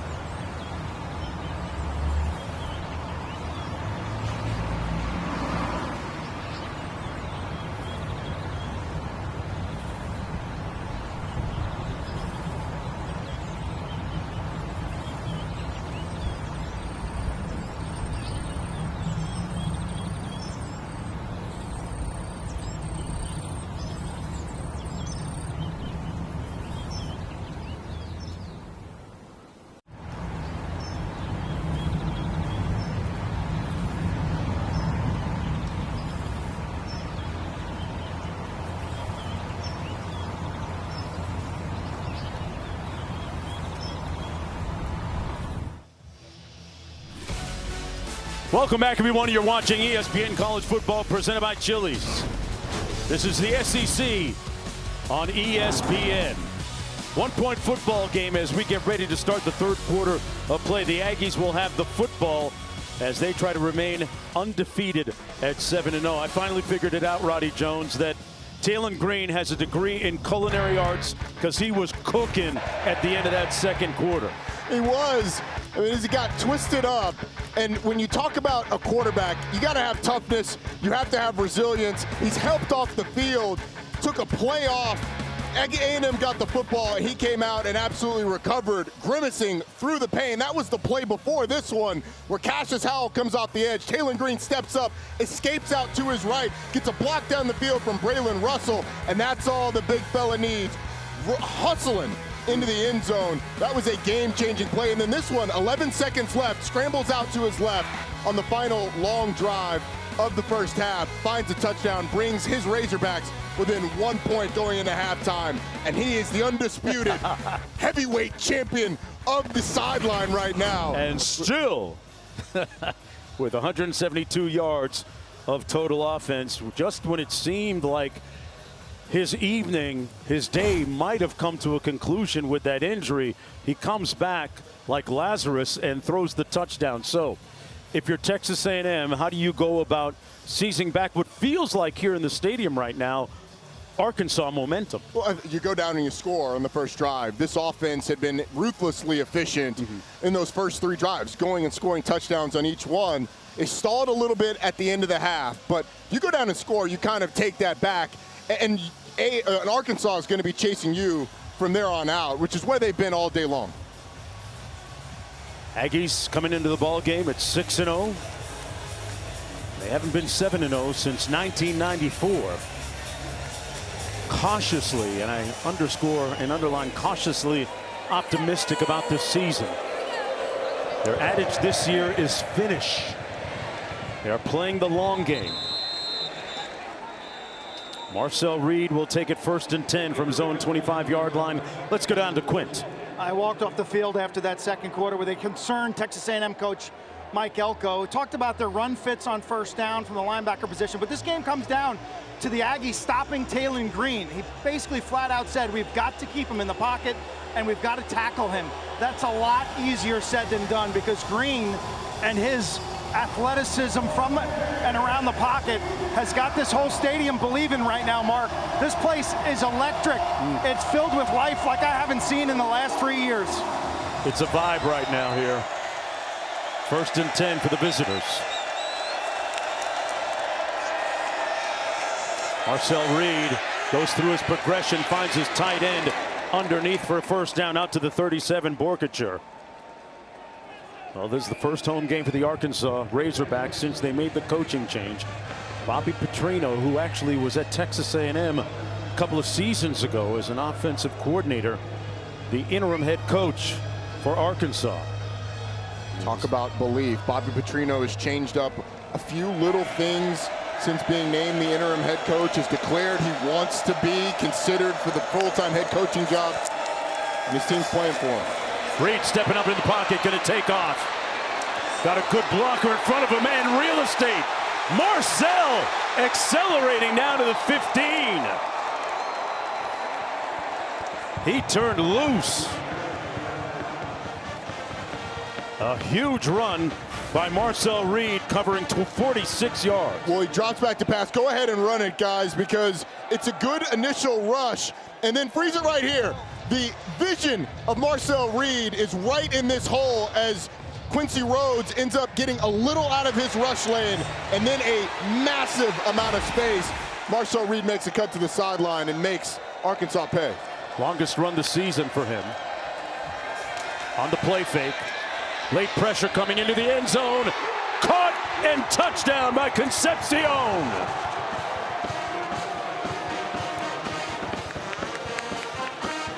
That's how you seize the momentum back.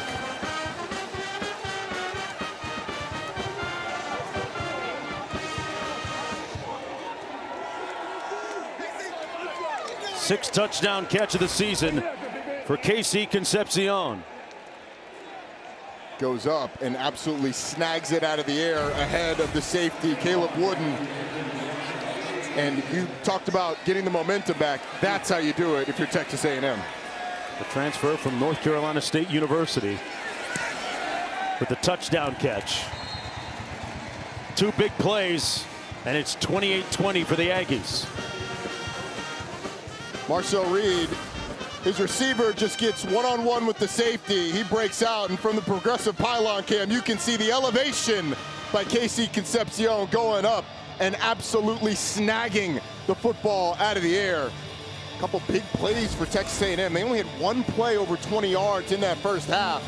That Marcel Reed burst down to the end zone, or down inside the 20-yard line, gets him there, and you saw the stat. 86% of Casey Concepcion's receptions go for either a first down or a touchdown. That's most in the country for receivers with over 20 receptions. Well, the KC, the C in KC stands for clutch, I guess. That's what you're trying to tell me when you talk about those numbers. 8-point lead for the Aggies. The number 4 team in the country. Home team trying to snap that 4-game losing streak. Return from the 5. It's Rodney Hill. And Hill takes it out to the 25-yard line. Well, some ways, sometime you gotta dance to your own beat sometimes to get yourself ready, Roddy. Everybody warms up in different ways.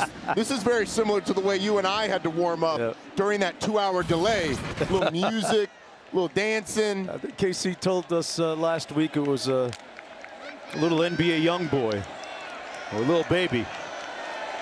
He's got the same playlist as you do. Hey, he might be up in the video next time if he keeps playing like that. 28-20. Washington on 1st and 10 between the tackles, down to the 27-yard line. Onyedum with good penetration up the middle defensively. Sets up 2nd down and about 9 to go. Arkansas's offense with 36 yards in the first quarter, 135 in the second. Most of that coming on the last 2 drives where they were able to score a couple of touchdowns. Green out of the backfield, incomplete to Washington. You saw Des Ricks coming out of the corner of his eye. Incomplete. Sets up a 3rd down and 9, and we all know about how proficient that Aggie defense is on 3rd down. Number 1 in the country. Yeah, and the big thing that you have to do is find Cassius Howell. Where is number 9, and what do you do to contend with them? The back for Arkansas is to that side to give you the ability to chip if you need to help.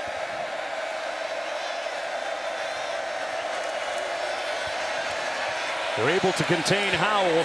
High throw complete, but short of the first down. Damian Sanford made the stop on Mike Washington. Gain of about 2 on the play, so a quick 3 and out for the Razorbacks to start the 3rd quarter. Devin Bale comes in to punt. Texas A&M dropped into his own. It was really good protection by that Arkansas front. They need to be commended for that, but the coverage downfield was too much for Taylor Green to be able to find a receiver, and A&M continues to be excellent on these 3rd and longs. Concepcion does have a punt return for a touchdown this year of 80 yards.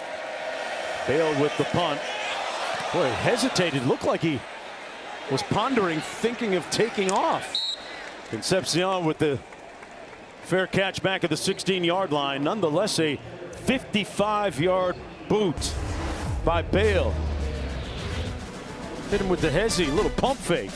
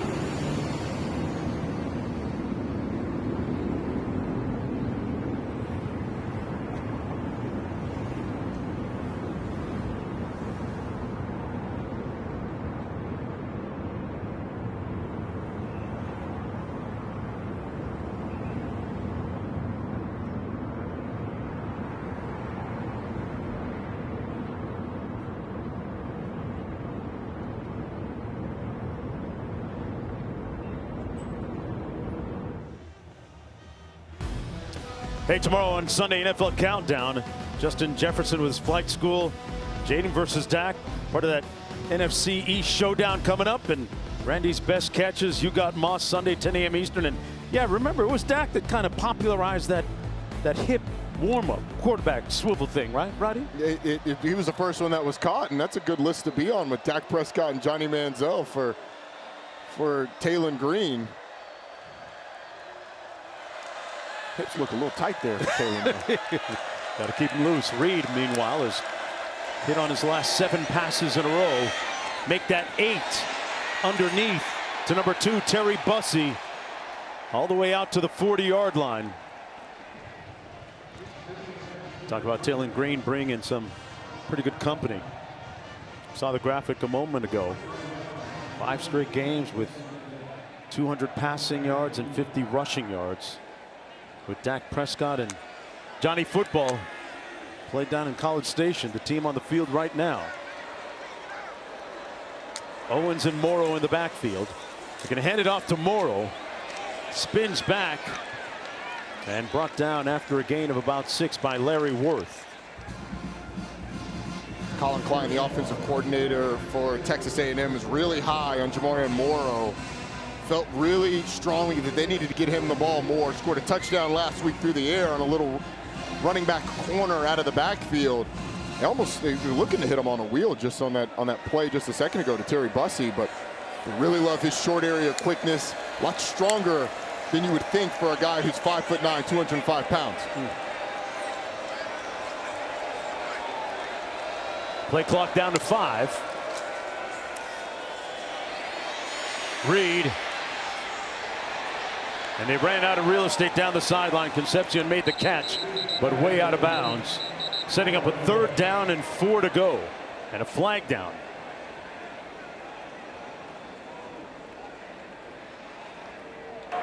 Personal foul, roughing the passer. Defense number 10. 15-yard penalties from the previous spot and includes an automatic 1st down. Wow, roughing the passer. On Xavier Sorey. Ball's gone for Marcel Reed, takes an extra step. There's not much there, but I mean, in this day and age, you take a little bit of an extra step and push the quarterback. It's going to be called roughing the passer. So I don't love it, Mark, but I can hear the enthusiasm in your voice. We're soft now, but it's called soft, and so it's going to be, you know, it's going to be what it is. By the letter of the law, yeah, probably excessive. So sure, roughing the passer. Hey, at least they didn't upgrade it to a misdemeanor. Yeah, exactly. Reed. Flagrant too. High for Concepcion, who took some smoke on the other end of that from Miguel Mitchell. It's a good job. Speaking of calls now, I mean, Marcel Reed throws what we call a hospital ball, which is one that used to get you sent to the hospital, and Miguel Mitchell actually does a good job of pulling up. Yeah. I mean, he could have absolutely unloaded on the receiver, but having had targeting in effect for as many years as we have, it's trained these defenders to not take those shots when you have the opportunity. That was Reed's first miss in the last 9 attempts. He's going to hand it off to Morrow. Pardon me, E.J. Smith, the son of Emmitt Smith. A couple of yards shy of the 1st down, picked up 8. Setting up a 3rd down and 2. This is the part of the game that last week against Florida, this A&M offensive line really took control. E.J. Smith, we were told, was going to get more carries, carried the ball well at the end of the game last week against Florida. But his ability to break tackles and the toughness that he runs with makes him trust it. Got to get to the 28 to move the chains. Now Orstrom in motion. Smith across the formation, got the 1st down, put his hat down, and put some heads to bed. Wow. Some hard running, imperious stepping by Emmitt Smith, E.J. Smith. Pardon me, 13 yards. Wow. Trey Zune, the left tackle, gets a tremendous block coming around, and E.J. Smith is going to follow it and just hit it on the hole that opens up. I mean, Trey Zune is able to find the little bit of space to get through there. It's actually a really good job by the right side of that offensive line to create the hole. Reed hands it off again. Smith again down inside the 15 to the 14. Cameron Ball with a 3-yard gain on the play. E.J. Smith, the transfer from Stanford University.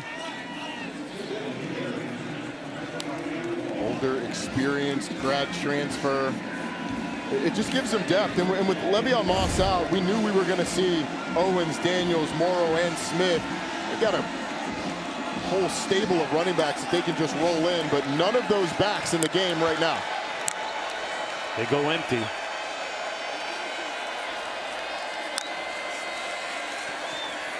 Reed into the end zone, taking a shot.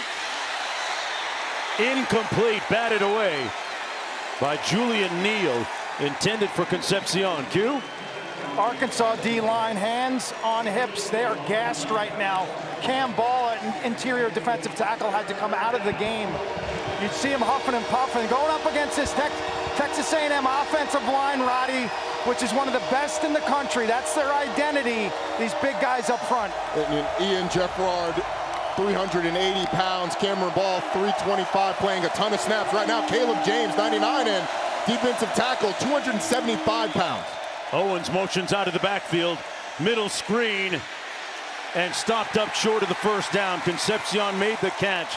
So the Razorback defense holds, courtesy of Stephen Dix Jr., who made the tackle. That was the 8th play of the drive. As Q mentioned, the fact that they were a little bit gassed down there in the field. They've been on the field a lot here in this third quarter. They have. They've been on the field a lot the whole game, as Arkansas has had a tough time getting off the field. But now it sets up a field goal attempt for Randy Bond, who's had his struggles this year. Missed one a week ago against Florida.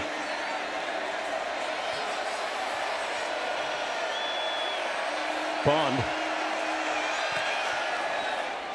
They've been imbuing him with confidence all week. Getting his swag back. Bond. Randy Bond. Likes his field goals shaken, not stirred.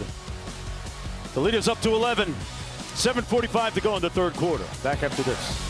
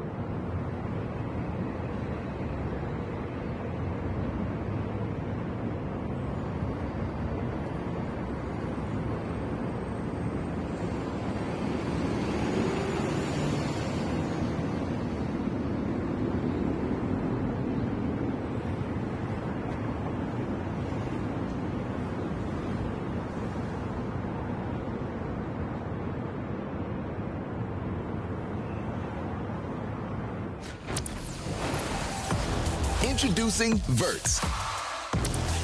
Swipe for news and highlights. Now available on the ESPN app. And welcome back under the lights here at Razorback Stadium in Fayetteville, Arkansas. Texas A&M trying to stay undefeated with a strong early showing here in the second half. Scored a field goal and a touchdown in the first 7+ minutes of this third quarter.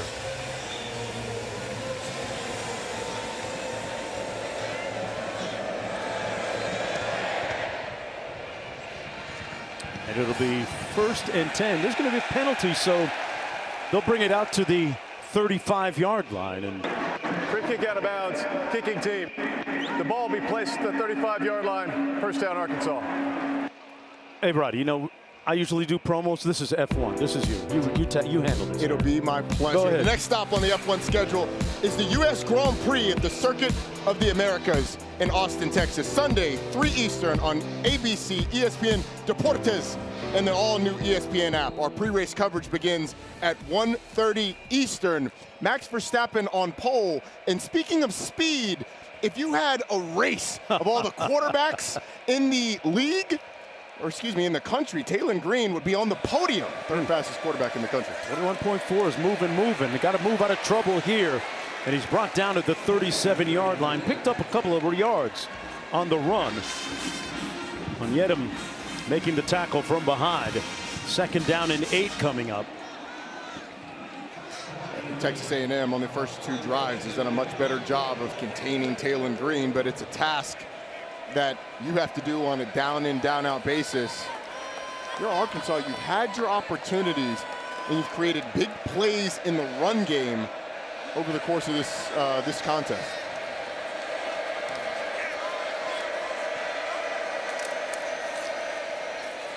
They're going to run it. And a nice move by Washington to pick up the 1st down. They'll move the sticks. Mike Washington, the transfer from New Mexico State.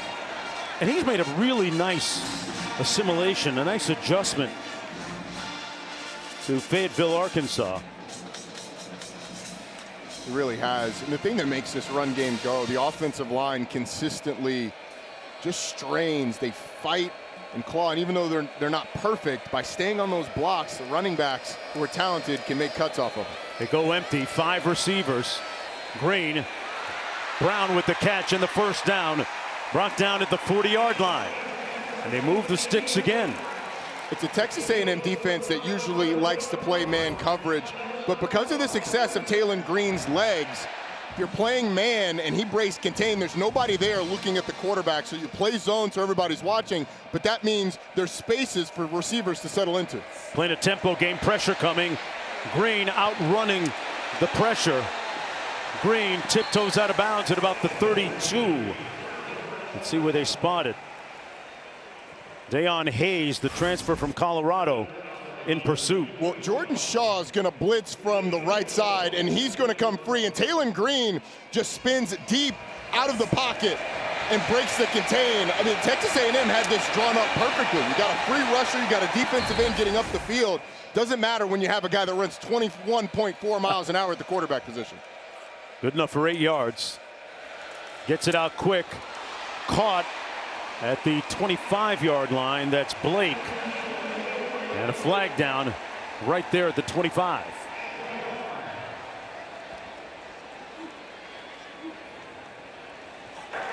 Personal foul, face mask, defense number 2. Oh, wow. Half the distance added to the end of the run and includes an automatic 1st down. That attacks on more yardage on this play. Mike Elko and defensive coordinator Jay Bateman trying to find answers for Taylon Green. If you blitz him, he's able to get out. Gonna get the face mask like on the defensive line, right up in the face of the guard. In the red zone at the 13-yard line. Backs in the offset eye. They give it to the big fella. Russell puts his hat down and makes it all the way down to the 1-yard line. An 11-yard gain, 1st and goal, Razorbacks. Whoever's in charge of the fireworks was a little quick there. They shot off the fireworks thinking he got in the end zone, but the big back who was lined up at the fullback position gets the inside handoff and gets down inside the 5. Now I think you're just going big, playing big on big football, trying to get this one in the end zone. Lassiter, the lead back. Russell, the deep back, and they punch it in the end zone.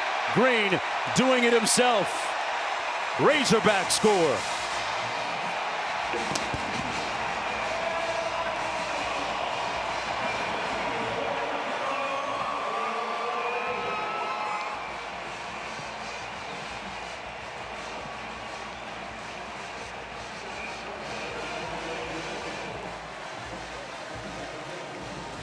Green with his second rushing touchdown of the afternoon. Reset the game clock to 4 minutes, 28 seconds. The touchdown was scored with 4:28.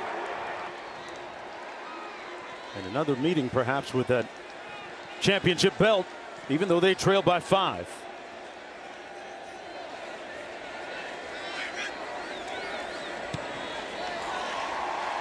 Four-point football game with 4:28 to go.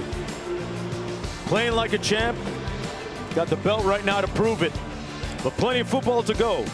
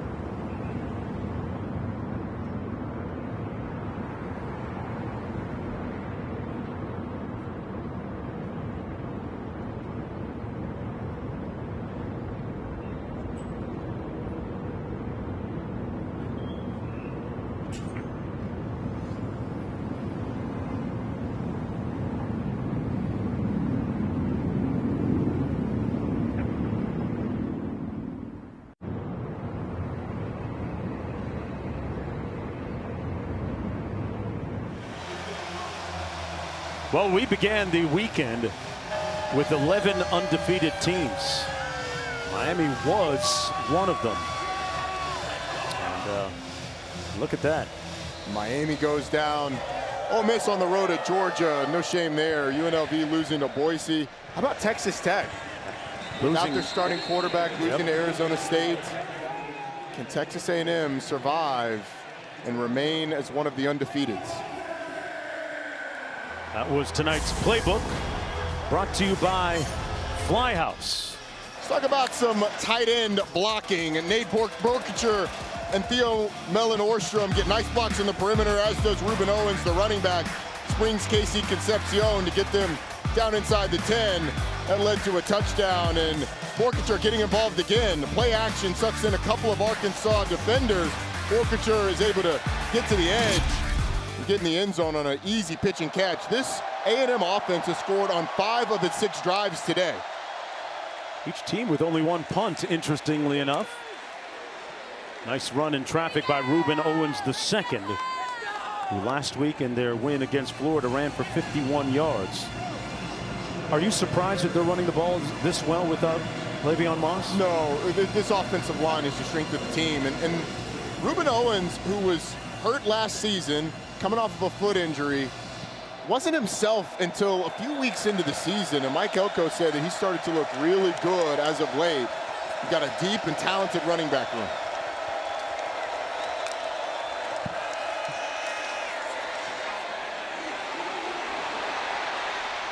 On the run and over midfield, Ruben Owens. Well, Texas A&M has gone through a procession of some pretty significant injuries going back to 2023 that have been untimely. Not that there's ever a good time for them, but now they're dealing with Moss's absence, but they're expecting him back in several weeks. E.J. Smith, part of the core of running backs, filling in for him. A lot of guys around the line of scrimmage for Arkansas. One-on-ones on the outside. Smith dances between the tackles down to the 45. Picked up 3 yards on the play. Cameron Ball, who was cited by the defensive staff as one of those guys that has to play well today for Arkansas. Mike Elko's team has been built on the lines of scrimmage, and even though Arkansas keeps putting bodies around that line of scrimmage, Texas A&M remains dedicated to the run. On 2nd and 7, Marcel Reed checks it down out of the backfield. Some hard, determined running by E.J. Smith, who delivered the blow there. Tell you what, Miguel Mitchell had to break down in case Smith decided, as he took a couple of slower steps, in case E.J. Smith decided to go inside, but Smith accelerated into the hit. Wow. Gets it back, did a good job to hold on for dear life and wrangle him to the ground. Approaching 2 minutes to go in the third. First down and 10, Texas A&M. Reed with a clean pocket. All day to throw. That ball was partially tipped, it looked like, at the line of scrimmage by Xavier Sori Jr., number 10 there, resulting in the incompletion. 2nd down and 10 coming up. It's been really tough for Arkansas all day long to create a pass rush against Marcel Reed, Mark. It's felt like when they have gotten some penetration into the backfield to disturb Reed, he's been able to move up and find space in the pocket and use his legs. But more recently, he just had a ton of time to throw the ball.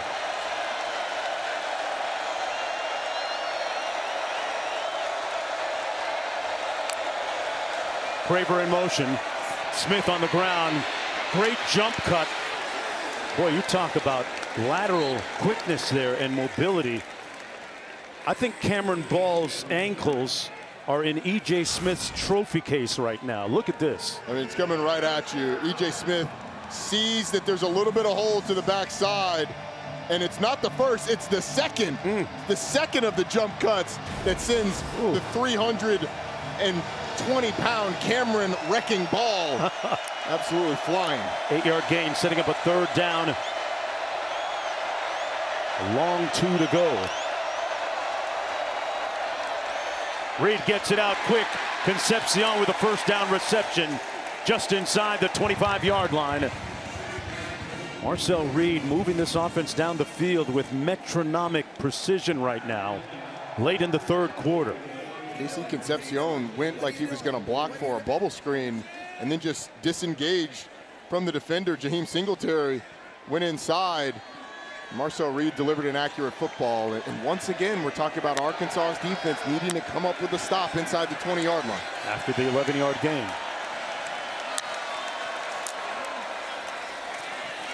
It's Smith breaking a couple tackles. Smith, touchdown Aggies. But there's a flag down on the play. Several of them, in fact.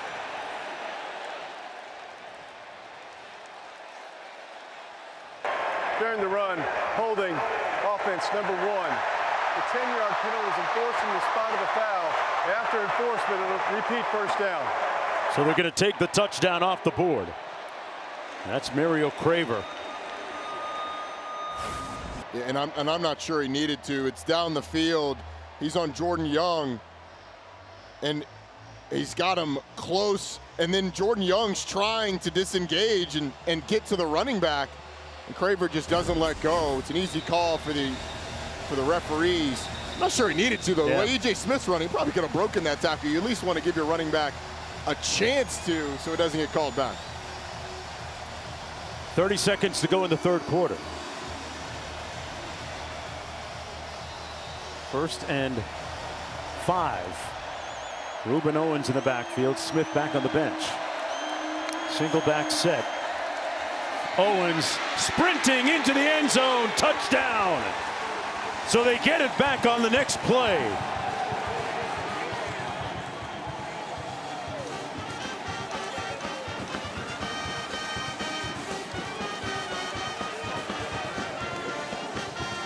What a third quarter for Texas A&M.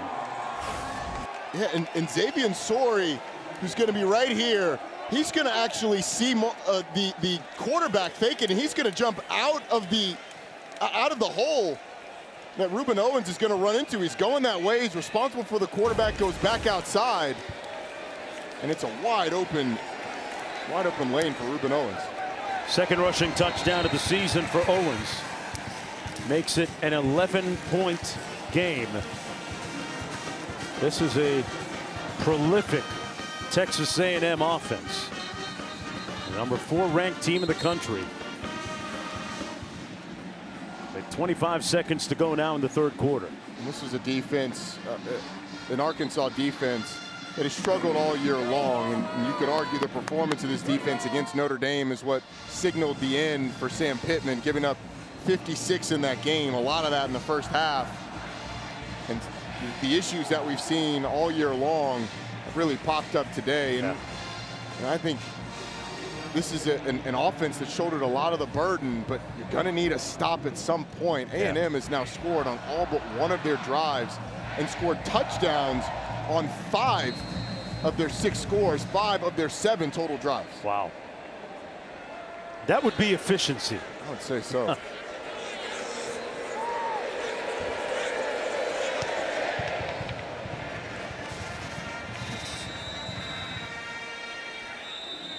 So Arkansas will have it 1st and 10 from their own 25-yard line.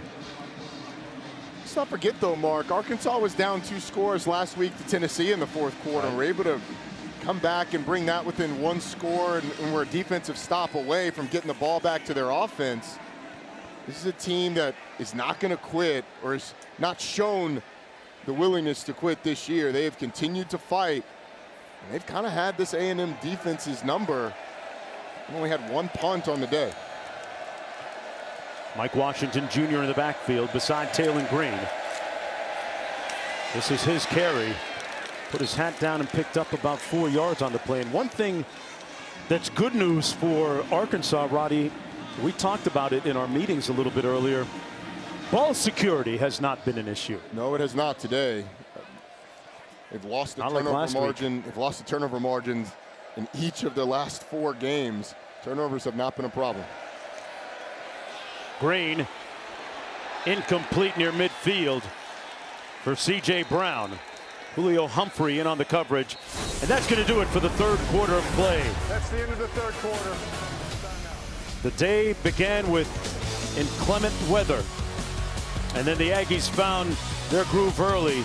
Arkansas trying to make a late rush when we come back for the final 15 minutes.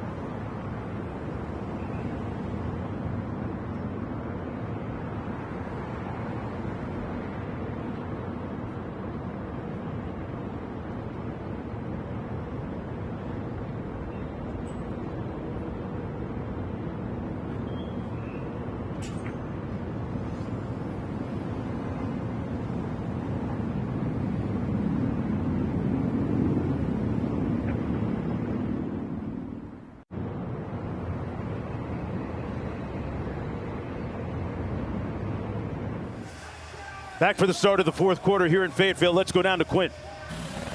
You talk about finishing. What's most critical right now in terms of finishing? Well, this third down is going to be really, really important that we go out here and get a stop and give ourselves a chance. Thank you, Coach. Yep.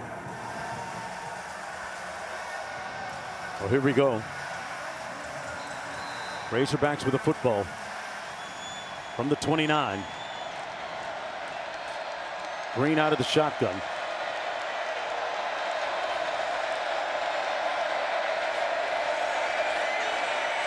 Escapes on 3rd and 6. Green completes it to the 45-yard line. First down. Omega Blake. It's just a tremendous job by Taylon Green of creating time, and a tremendous job by Omega Blake of making himself available to the quarterback, continuing to work, stemming up the field to push the defenders up the field, and then coming back down to Taylon Green to get the first down. 16-yard gain. They keep it on the ground. Washington, good straight arm, and tiptoes down the sidelines to the 43-yard line. He told Will Lee III, better talk to the hand. Talk to the hand, because the hands ain't home. But Taylon Green, I mean, he gets, Cassius Howell gets a little bit of pressure, but he just creates and gives his receivers time to find some room. On the slant, complete, still on his feet. It's Blake with another first down for the Hogs. I'll tell you what, Mark, the open field tackling in this game has left a lot to be desired. It's going to be on the what not to do's on both teams. Both teams have struggled with it. And A&M has been a good tackling team, but not today against these big backs and these physical receivers. 23-yard gain. Washington, the lone back, takes the handoff, trying to get to the edge, and chopped down immediately by Dalton Brooks. Well, there's some good form tackling for you, partner. Yeah, just as you were saying, right? We got one. Coming from the secondary, but just a little bit ago, I mean, Damian Sanford has an opportunity to tackle Omega Blake, isn't able to do it, and it feels like every time an Arkansas or a Texas A&M ball carrier is able to get to the second level, they break at least one tackle. C.J. Brown split wide to the bottom of your screen. Green in the pocket, delivers another strike, complete down to the 12-yard line. Raylan Sharp this time picks up the first down. And this offense in flow state right now with a 13-yard pickup. And a lot of it because I think A&M is afraid of Taylon Green's running the football. As we have a player down. The question is, was the player down before the ball was spotted or after? Number 7 of Texas A&M went down after the ball was ready for play. By rule, timeout is charged to Texas A&M. There's your answer. Yep, there's the new rule, the point of emphasis this year in collegiate football. There's a new rule created to prevent teams from feigning injuries to slow down tempo. And Tyreek Chappelle, after the ball is spotted, he ends up going down to the ground. And Bobby Petrino knows it. Throw the flag. And whether the injury is legitimate or not, it's not up to the referee's discretion. If the ball is spotted ready for play and a player goes down injured after, it is an automatic timeout. And if the team has no timeouts, it's a 5-yard penalty for delay of game. Well, the Chappelle Show will have a temporary delay. He'll come out of the football game. Well, this is like when he went overseas. He disappeared for a while. Tyreek Chappelle, the nickelback. There's the new rule. If a player presents as injured after the ball is spotted, team charged a timeout. Either that or a 5-yard penalty if they don't have any remaining. So the ball at the 11. 1st and 10 for the Razorbacks. Backs in the offset eye. It goes to Russell. And Russell is brought down and a flag down as well.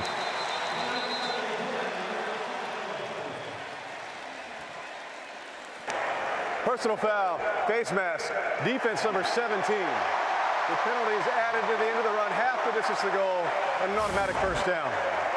It's on Albert Regis. See the hand on the face mask of the ball carrier. The big defensive tackle has done a nice job the last 2 weeks, just reaching out, trying to make a play, but unfortunately grabs what he can from Braylon Russell, and it happened to be the face mask. Yeah. First and goal from the 4. In a season of near misses for the Razorbacks. Still very much in this, still very close.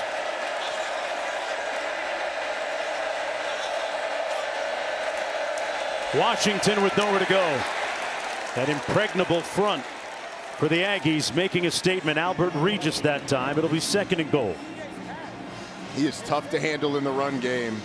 He's physical, he's strong. That time he showed the quickness, getting back behind the block of the offensive line and getting in the backfield. And Texas A&M feels like, even though they lost 3 NFL draft picks on that defensive line a year ago, they feel like they have 3 from the defensive tackle position alone. Cassius Howe is going to be a draft pick as well, and they're going to need to come up big inside the 5. Green to pass into the end zone. Touchdown, Jaden Platt.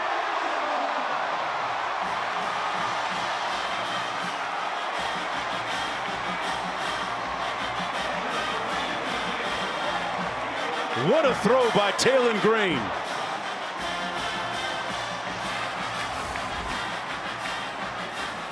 Progressive pylon cam, you can see the catch.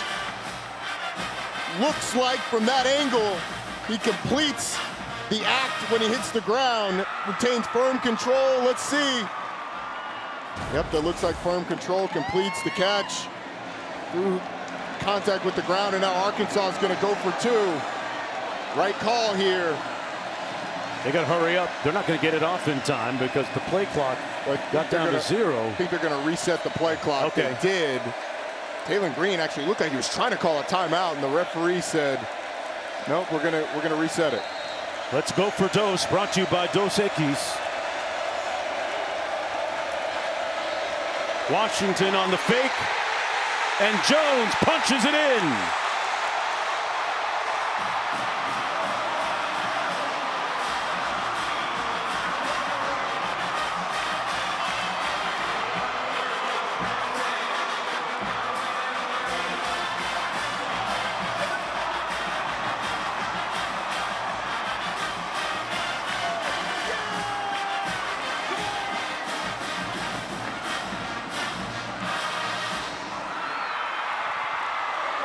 Eleven and a half minutes to go. Bobby Trino said that he wanted his team to have fun.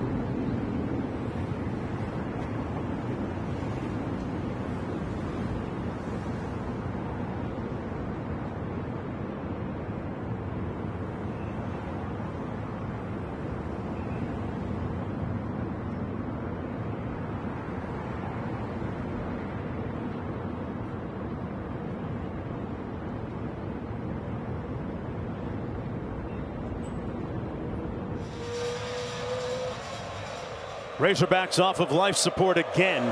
Back to within one score, a field goal of Texas A&M. We'll have the football. 1st and 10 from the 25.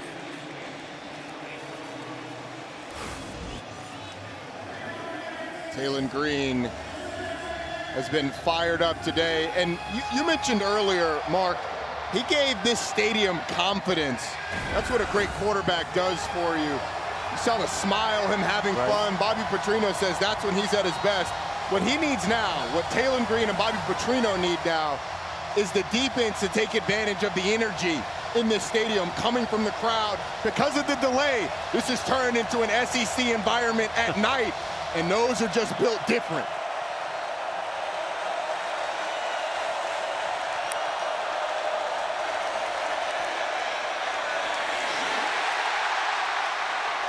Concepcion couldn't squeeze it.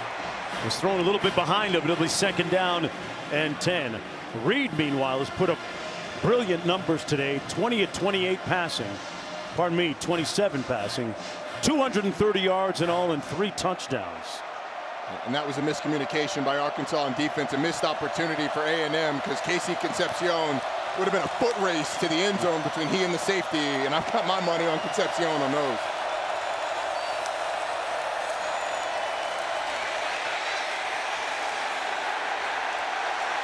Three-yard gain by Owens. Jeff Rard with the stop.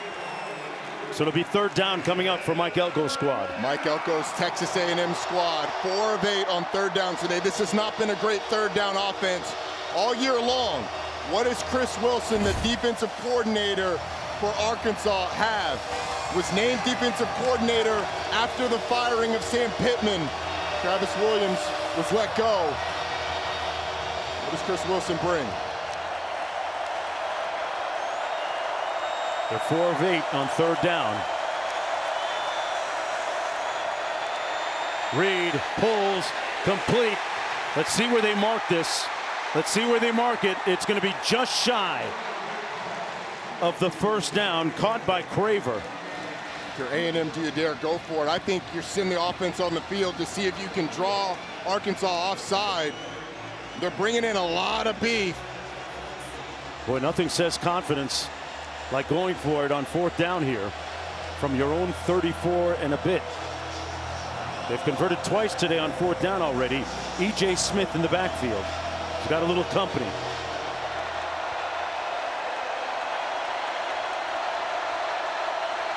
Smith got hit early, and then on a second surge, enduring, picked up the 1st down.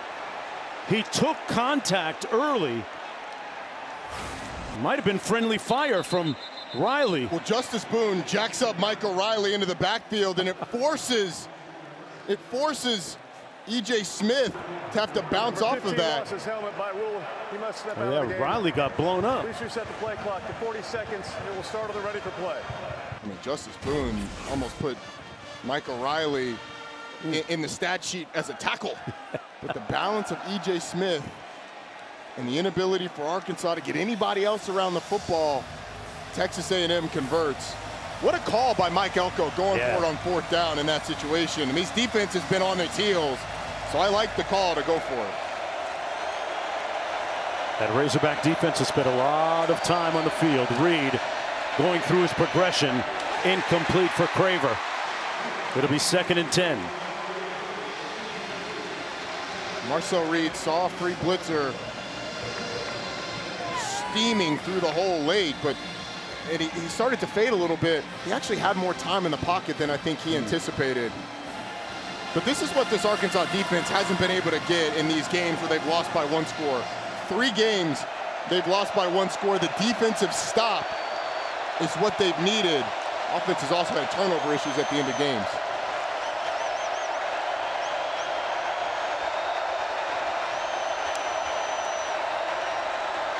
Reed, one-on-one down the sideline. Is it caught? Roman down there. And they're going to rule it a catch. Kenai Walker there defending, but what a grab by Ashton Bethel Roman. Ashton Bethel-Roman, one-on-one. We talked about it earlier. A&M has to test these corners. What a throw by Marcel Reed. Right on the sideline, puts it on the chest plate of the receiver. Looks like he's got firm control, maintains it all the way through. Fantastic catch by Ashton Bethel-Roman. What big-time throw by Marcel Reed for the number 4 team in the country, trying to remain undefeated. On the jet sweep, getting to the edge, Craver turned it north-south, picked up about 9. Pushed out of bounds by Jordan Young. It'll be second down and short. Partner Ashton Bethel-Roman had 5 catches on the season coming into this game. He's got 4 catches for 83 yards today. And he is a talented receiver that just hasn't had the opportunities as a redshirt freshman, but he has come up big when they've asked him to. Got NFL lineage. His father, Mark Roman, played with the Bengals in the league. Yeah, Bethel-Roman one-on-one again to the top. Reed keeps it, trying to get to the corner. Brought down out of bounds at the 19-yard line by Stephen Dix Jr. He's the guy with the communications helmet. If you're Texas A&M, with the struggles of Randy Bond, I think Mike Elko is telling Colin Klein, hey, you got 2 downs here for this. You want to run it, go ahead, because if you don't get it, we'll send the beef in again and try and run it again. 3rd and 2.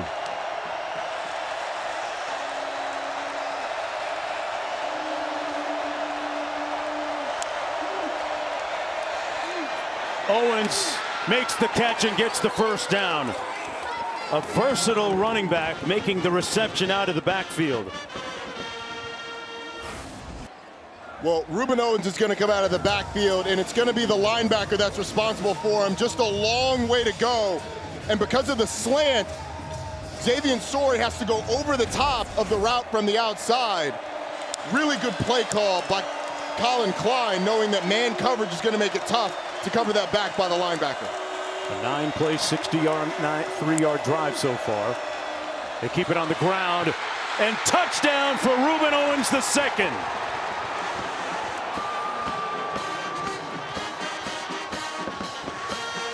That is a soul-sucking touchdown for the opposition. The second rushing touchdown of the day for Ruben Owens II. That drive, partner, reminiscent of the one they had late in the game last week against the Gators. Sitting when they needed it. You get the 4th down conversion, and these long drives have really worn on this Arkansas defense. They look tired at the end. 10 plays, 75 yards, almost 4.5 minutes plus on the clock, and some long faces, lugubrious looks on the fans here at Arkansas. Made it look easy. Arkansas with an uphill climb when we come back.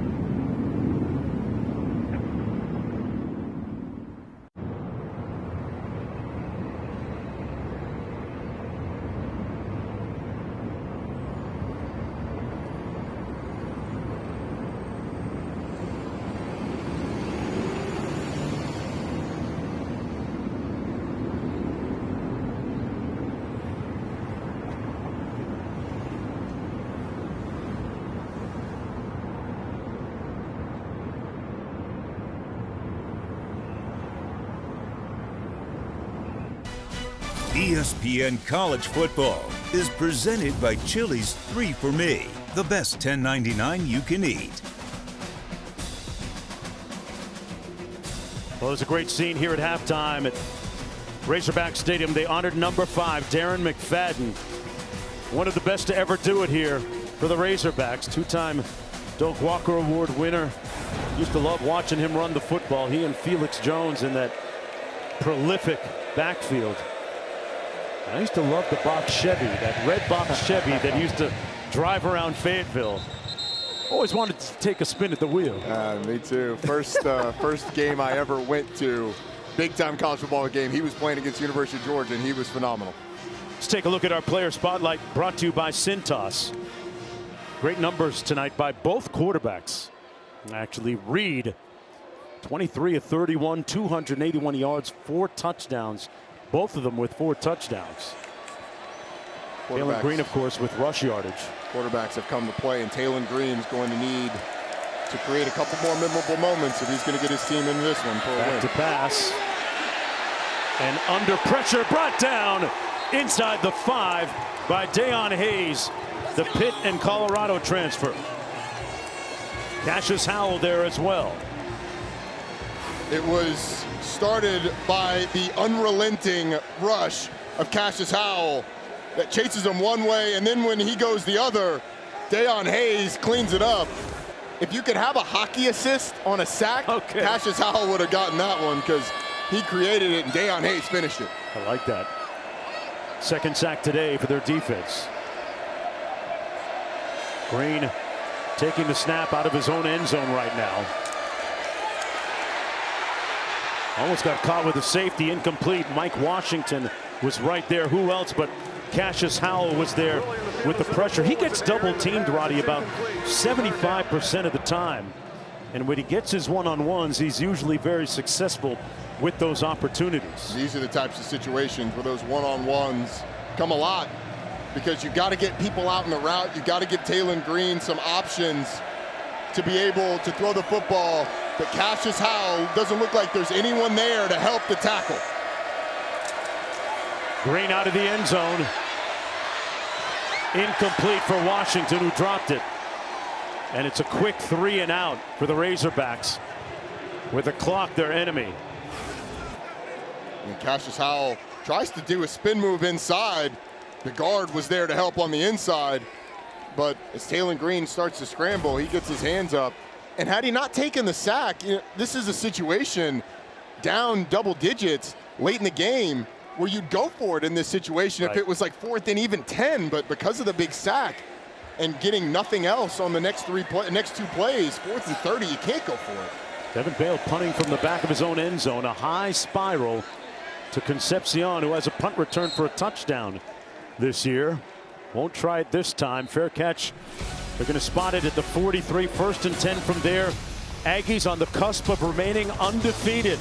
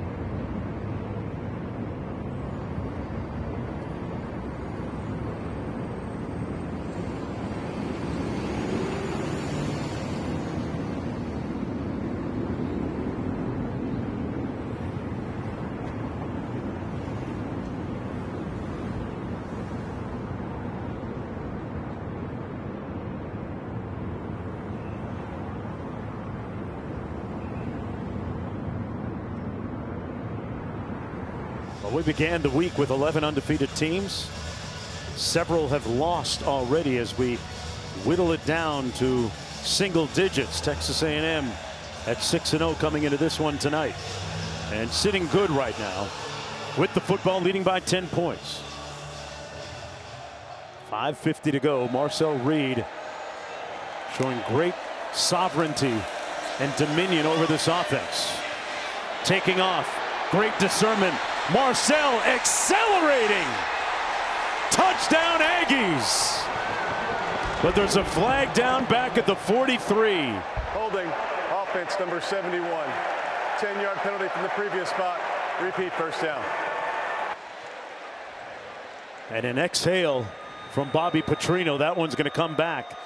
57 yards in all. He'll take it off the board. And let me tell you, it's going to be the left guard that gets the holding call. Ian Jeffrard has no shot at making this play. I mean, that holding was completely unnecessary. You don't know that as an offensive lineman. You just got your hands there and disengaged. But when you watch that back, the 380-pound defensive tackle ain't catching Marcel Reed. He had no shot. Hey, a win tonight. Mike Elko's school will improve to 7-0 for the first time since '94. Think about all the great teams, but they are playing the long game in College Station. They remember some of the recent fades late in the season. Their motto this year is finish, and they finished the play defensively that time. Caleb Wooden with the tackle on Reuben Owens II. Under 5.5 minutes to go. One of the things that makes A&M so dangerous at the end of games, that offensive line really good at running the football, but Mike Elko and Colin Klein being on the same page about milking the clock. I mean, last week they got the ball with 10 minutes left in the fourth quarter, and they milked just about the entire fourth quarter, it felt like, in scoring a touchdown. It's going to be a tall task here with 2nd and 20. They've got to get to the Arkansas 47 on the jet sweep. That's Craver. And he's brought down after a gain of about 2. Clock running. Colin Klein, the former quarterback at Kansas State, played for the legendary Bill Snyder. Does such a great job with Texas A&M's run game and how dangerous it makes them behind that really talented offensive line.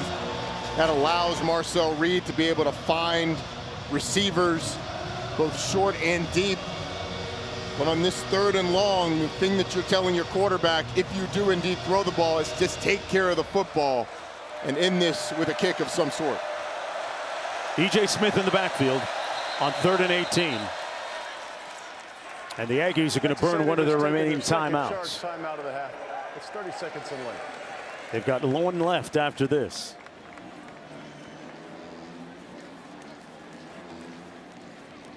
We're going to stay right here. Boy, Marcel Reed has really grown and matured as a quarterback. We've seen it just in the last couple of weeks alone, Roddy. He looked very poised to begin the game against Florida last week, and has built on last week's success with sparkling numbers here tonight. And I think throwing the football, the thing that he's avoided in this game that's plagued him in some others, is the long stretches of incompletions, of being off. Hasn't really had that this game. At 23 of 31, I think his ability to rush when he needed to and maneuver in the pocket has been on full display.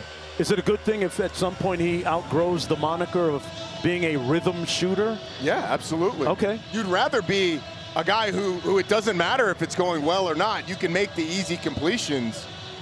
I don't know what the basketball analogy of that would be. Probably Steph Curry. It doesn't matter he's in rhythm or not. It's dangerous. That's what Colin Klein, the offensive coordinator, called his quarterback Marcel Reed, a rhythm shooter. He's been in rhythm most of the day. Looking to throw again here off the play fake. Incomplete at the 42-yard line. Throw a little bit high for Craver. Let's go down to Quint. Yeah, one thing about Reed tonight that stands out for me is the way he's been marrying his footwork in the pocket and dialing things up. You know, he's the type of player, he's an instinctual player. He plays the game as he sees it. And tonight, as this injury, Mario Craver, I believe, is down on the field. Reed has really dialed up his footwork in the pocket. It's enabled him to scramble and be super dangerous. A lot of that cue has to do with the fact that Arkansas hasn't been able to affect him with a pass rush. This play, the ball high and inside for Mario Craver, and then hits the ground hard. He's coming from a long way up. Yeah, Kenai Walker was able to get that arm in there and make sure that the landing wasn't a soft one. And one of the most dangerous receivers in the country, leading rusher in the SEC. Excuse me, leading receiver in the SEC. He's been tremendous after the catch. Transfer from Mississippi State. He and Concepcion both were in the portal a year ago. There's the two of them who keep each other accountable, in the words of Concepcion. Makes for some great workouts and productivity on the field. Second punt of the evening. That's right, just the second for Tyler White coming out. Cam Shanks back deep there for the Razorbacks.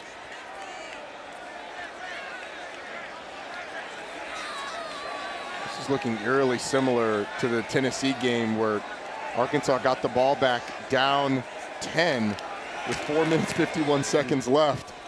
They have a little under 4 minutes when they get the ball back now. Shanks from the 15 on the return. There's a flag down behind the play at the 15-yard line. A 50-yard punt, 12 on the return. I think the reason Shanks was able to make a move was blocking the back. During the return, illegal block in the back. Return team number 21. The penalty's half the distance from the spot of the foul. It'll be first down, Arkansas. A little bit further to go with 3:51. Arkansas can't get out of their own way, but a week ago, Arkansas gets the ball, 4 minutes 51 seconds on the clock, down 10. They were able to drive down in a minute 56 and get a touchdown. And then they just needed to stop to get the ball back to the offense. Weren't able to do it in that scenario. Eerily similar. Yeah. Remember, partner, on that last drive, they could not contain Cassius Howell, who was able to force a sack at first that was completed by Deion Hayes, and then eventually a 3-and-out. Playing like Cassius Clay right now. Oh, float like a butterfly, sting like a bee. Rumble, young man rumble. Little pressure, they get it out in time to Washington. And they beat the pressure coming out to the 13-yard line. Mike Washington with a catch and run, brought down by Ryland Kennedy. The clock their enemy right now. Arkansas with a full complement of 3 timeouts. Yeah, Arkansas is going to have to hurry. Even if you go out of bounds until the clock is under 2 minutes, it doesn't stop.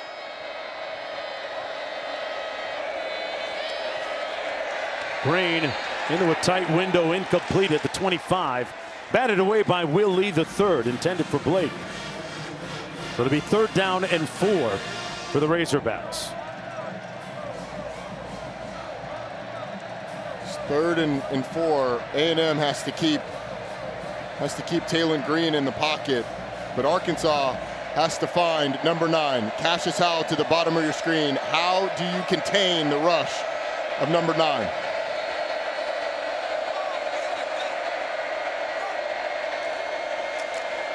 Washington, nowhere to go. Surrounded like Pharaoh's army. Deion Hayes, one of the first guys to get there, sets up a 4th down. These defensive ends have gone straight for the mesh point on these zone reads and tried to blow it up. And this is the ball game for Arkansas. You got to convert on this to have any shot. Question is, what do you go with? Deion Hayes has been able to get in the backfield. Cassius Howell has been able to get in the backfield. They need a big miracle, or at least a big play here. Blitz coming, Green trying to escape. Turns the corner, bends that corner, high stepping, still on his feet, Talon Green at midfield. They get half of the miracle all the way down to the 37 with 2:25 to go. And 3 timeouts, a 54-yard gallop. There's one player in the country that can make this play, and it's Talon Green. And with two good legs, I think he takes this to the house. But you can see that knee kind of giving out on him as he's a little gimpy. Will Arkansas get a playoff before the 2-minute timeout? It will. Green looking to pass. Can't take a sack, but does back at the 47. And that'll take us to the 2-minute timeout. Marco Jones making the sack along with TJ Searcy. 1:55 to go. Taylen Green with one last gasp effort perhaps remaining. We'll find out.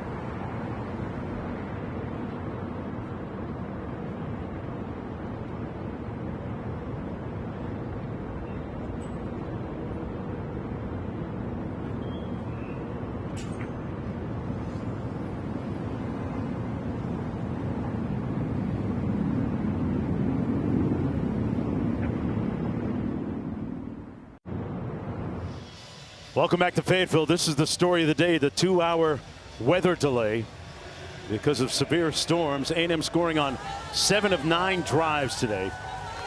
And then Arkansas, Taylen Green with big-time numbers offensively.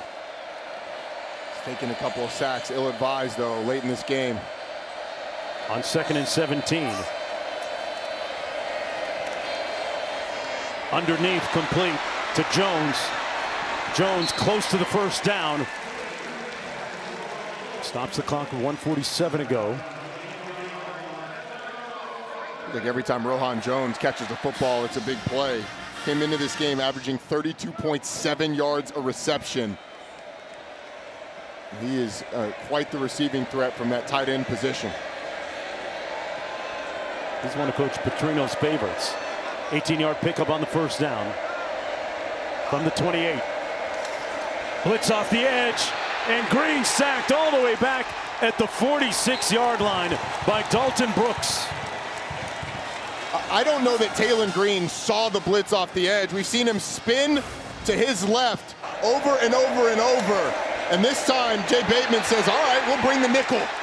We'll figure out a way to get the safety down near the line of scrimmage. So when you spin that way, we've got a little more athleticism to bring you down. Another ill-advised sack taken by Taylon Green, and a lot of time taken off the clock between plays. All the way back to the 46.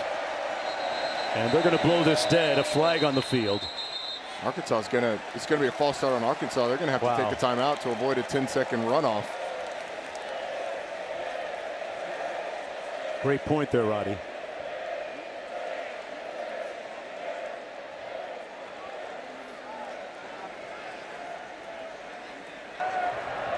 False start, offense number 51. The clock was running at the time of the foul. Texas A&M has elected to enforce the 10-second runoff. Please reset the game clock to 1 minute exactly. The clock will start on the ready for play. Arkansas is going to have to hurry to the line of scrimmage and snap this quick. If you're Bobby Petrino, I don't know why you don't take the timeout unless you're going to start heaving it towards the end zone or get close to kick a field goal and then use your timeouts on defense. Definitely can't take another sack. Aggies have 4 today. Green launches, complete in the middle of the field. Blake still on his feet. Blake shaking and moving down inside the 15. 1st and 10. A 36-yard gain. Omega Blake. As the clock started on that ready for play, I mean, that ball was snapped with 1 minute now left. Now you have 38 seconds. And you need 2 scores.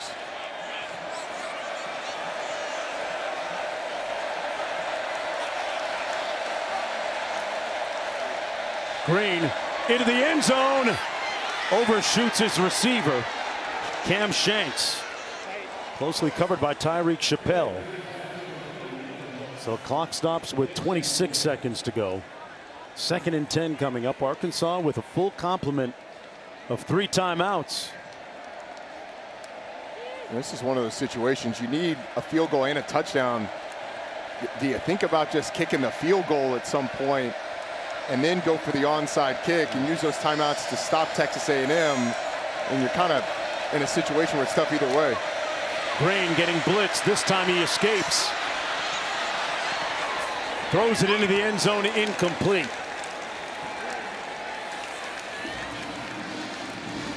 So 3rd and 10 coming up. And the way Taylon Green has been scrambling, you may only have 2 more plays in this game. 7-second plays, 9-second plays. Using a lot of clock. And no timeouts have you used. 3rd and 10, 18 seconds to play. Complete inside the 5 to about the 3-yard line. Caught by C.J. Brown. Arkansas called their first charge timeout. And Arkansas going to use one of their 3 timeouts. Like you said, Rodney, they need 2 scores. With 13 seconds to go. So you have to get in on the next play. Is my math bad or what? No, I mean, look, you've got 13 seconds left. You need a touchdown here. You need to recover the onside kick, and then you've got to heave to the end zone. That's all you've got time left for in the game. And you know, reasonable minds can differ, but I think if you're Bobby Petrino, after that false start, you call the timeout there. You got 1:10 left there, and you got time to get up to the line of scrimmage. And then after the next play, which took a large chunk of time, you still have, you know, somewhere in that 50-second range where they had 38. You know, every second so precious. But here they are. It's going to take a miracle for Arkansas. You hit on it. Green scrambling is great for the team, but it eats up a lot of clock, especially in this scenario. Gets rid of it quick. Touchdown to C.J. Brown. They only used up a few seconds on the clock. 10 seconds to go. They're going to go for 1. C.J. Brown with a 4-yard touchdown catch. That is his 3rd of the season.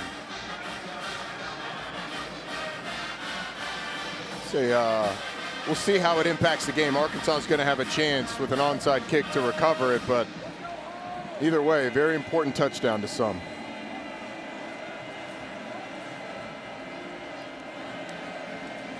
Starzyk with the extra point. Knocks it through, and it's a 3-point game. 10 seconds to go. Arkansas, no doubt, will attempt the onside kick. Aggressive pylon cam, you see a nicely designed play. TJ Brown goes straight towards that pylon. Talon Green on the rollout delivers it, and now it's going to be up to the hands team of Texas A&M to put this thing away. Once again, Roddy, Arkansas scores 42 points, and it kind of underscores the theme of their season right now. They've been very close, 11 points from being 5-1. And if they're not able to get this done, they'll rue the opportunities that they've missed, particularly defensively, to get off the field. I mean, think back to that 4th down play where you've got E.J. Smith going backwards in the backfield. You're not able to bring him down. They pick up the 1st down. Can't worry about that. Got to worry about recovering the onside kick.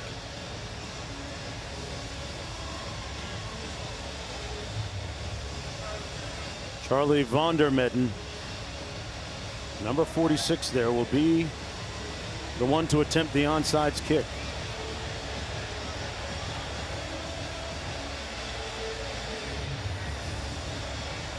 And now Texas A&M will flip their hands team.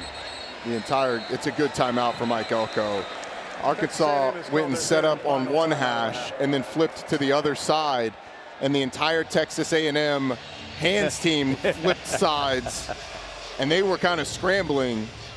So Mike Elko takes the timeout to calm everybody down. Honestly, if you're Arkansas, you might try that again. You had everybody running around different directions. Flip it one more time? I mean, why not?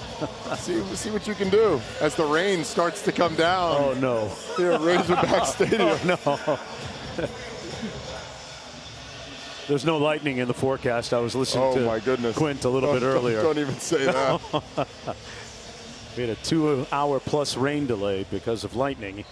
So here we go. Looking for the good bounce, but the hands team doing what the hands team should do. Terry Bussey recovering the onside kick for the Aggies with 9 seconds to go. There's a flag on the far side of the field. Offside, kicking team number 15. The 5-yard penalty will be added to the end of the play. 1st down, Texas A&M. Yeah, that'll do it.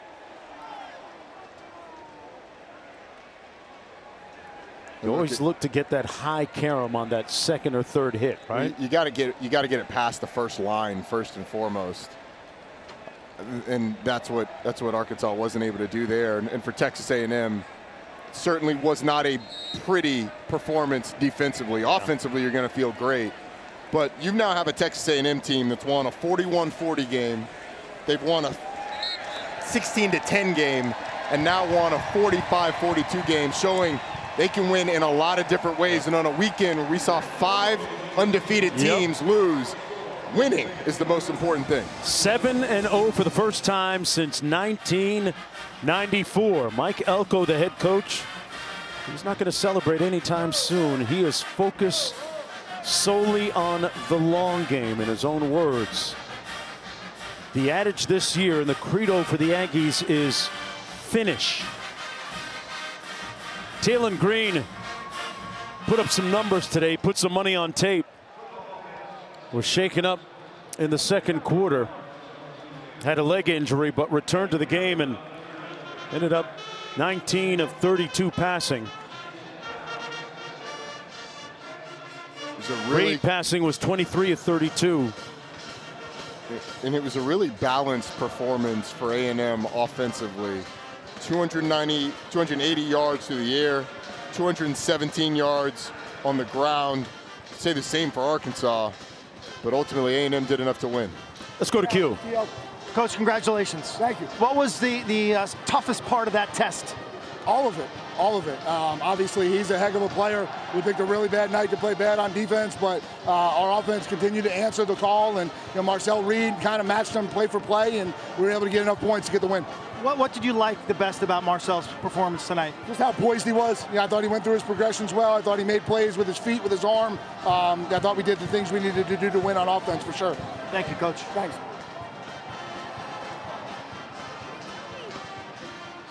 Seven 7-0, number 4 in the country.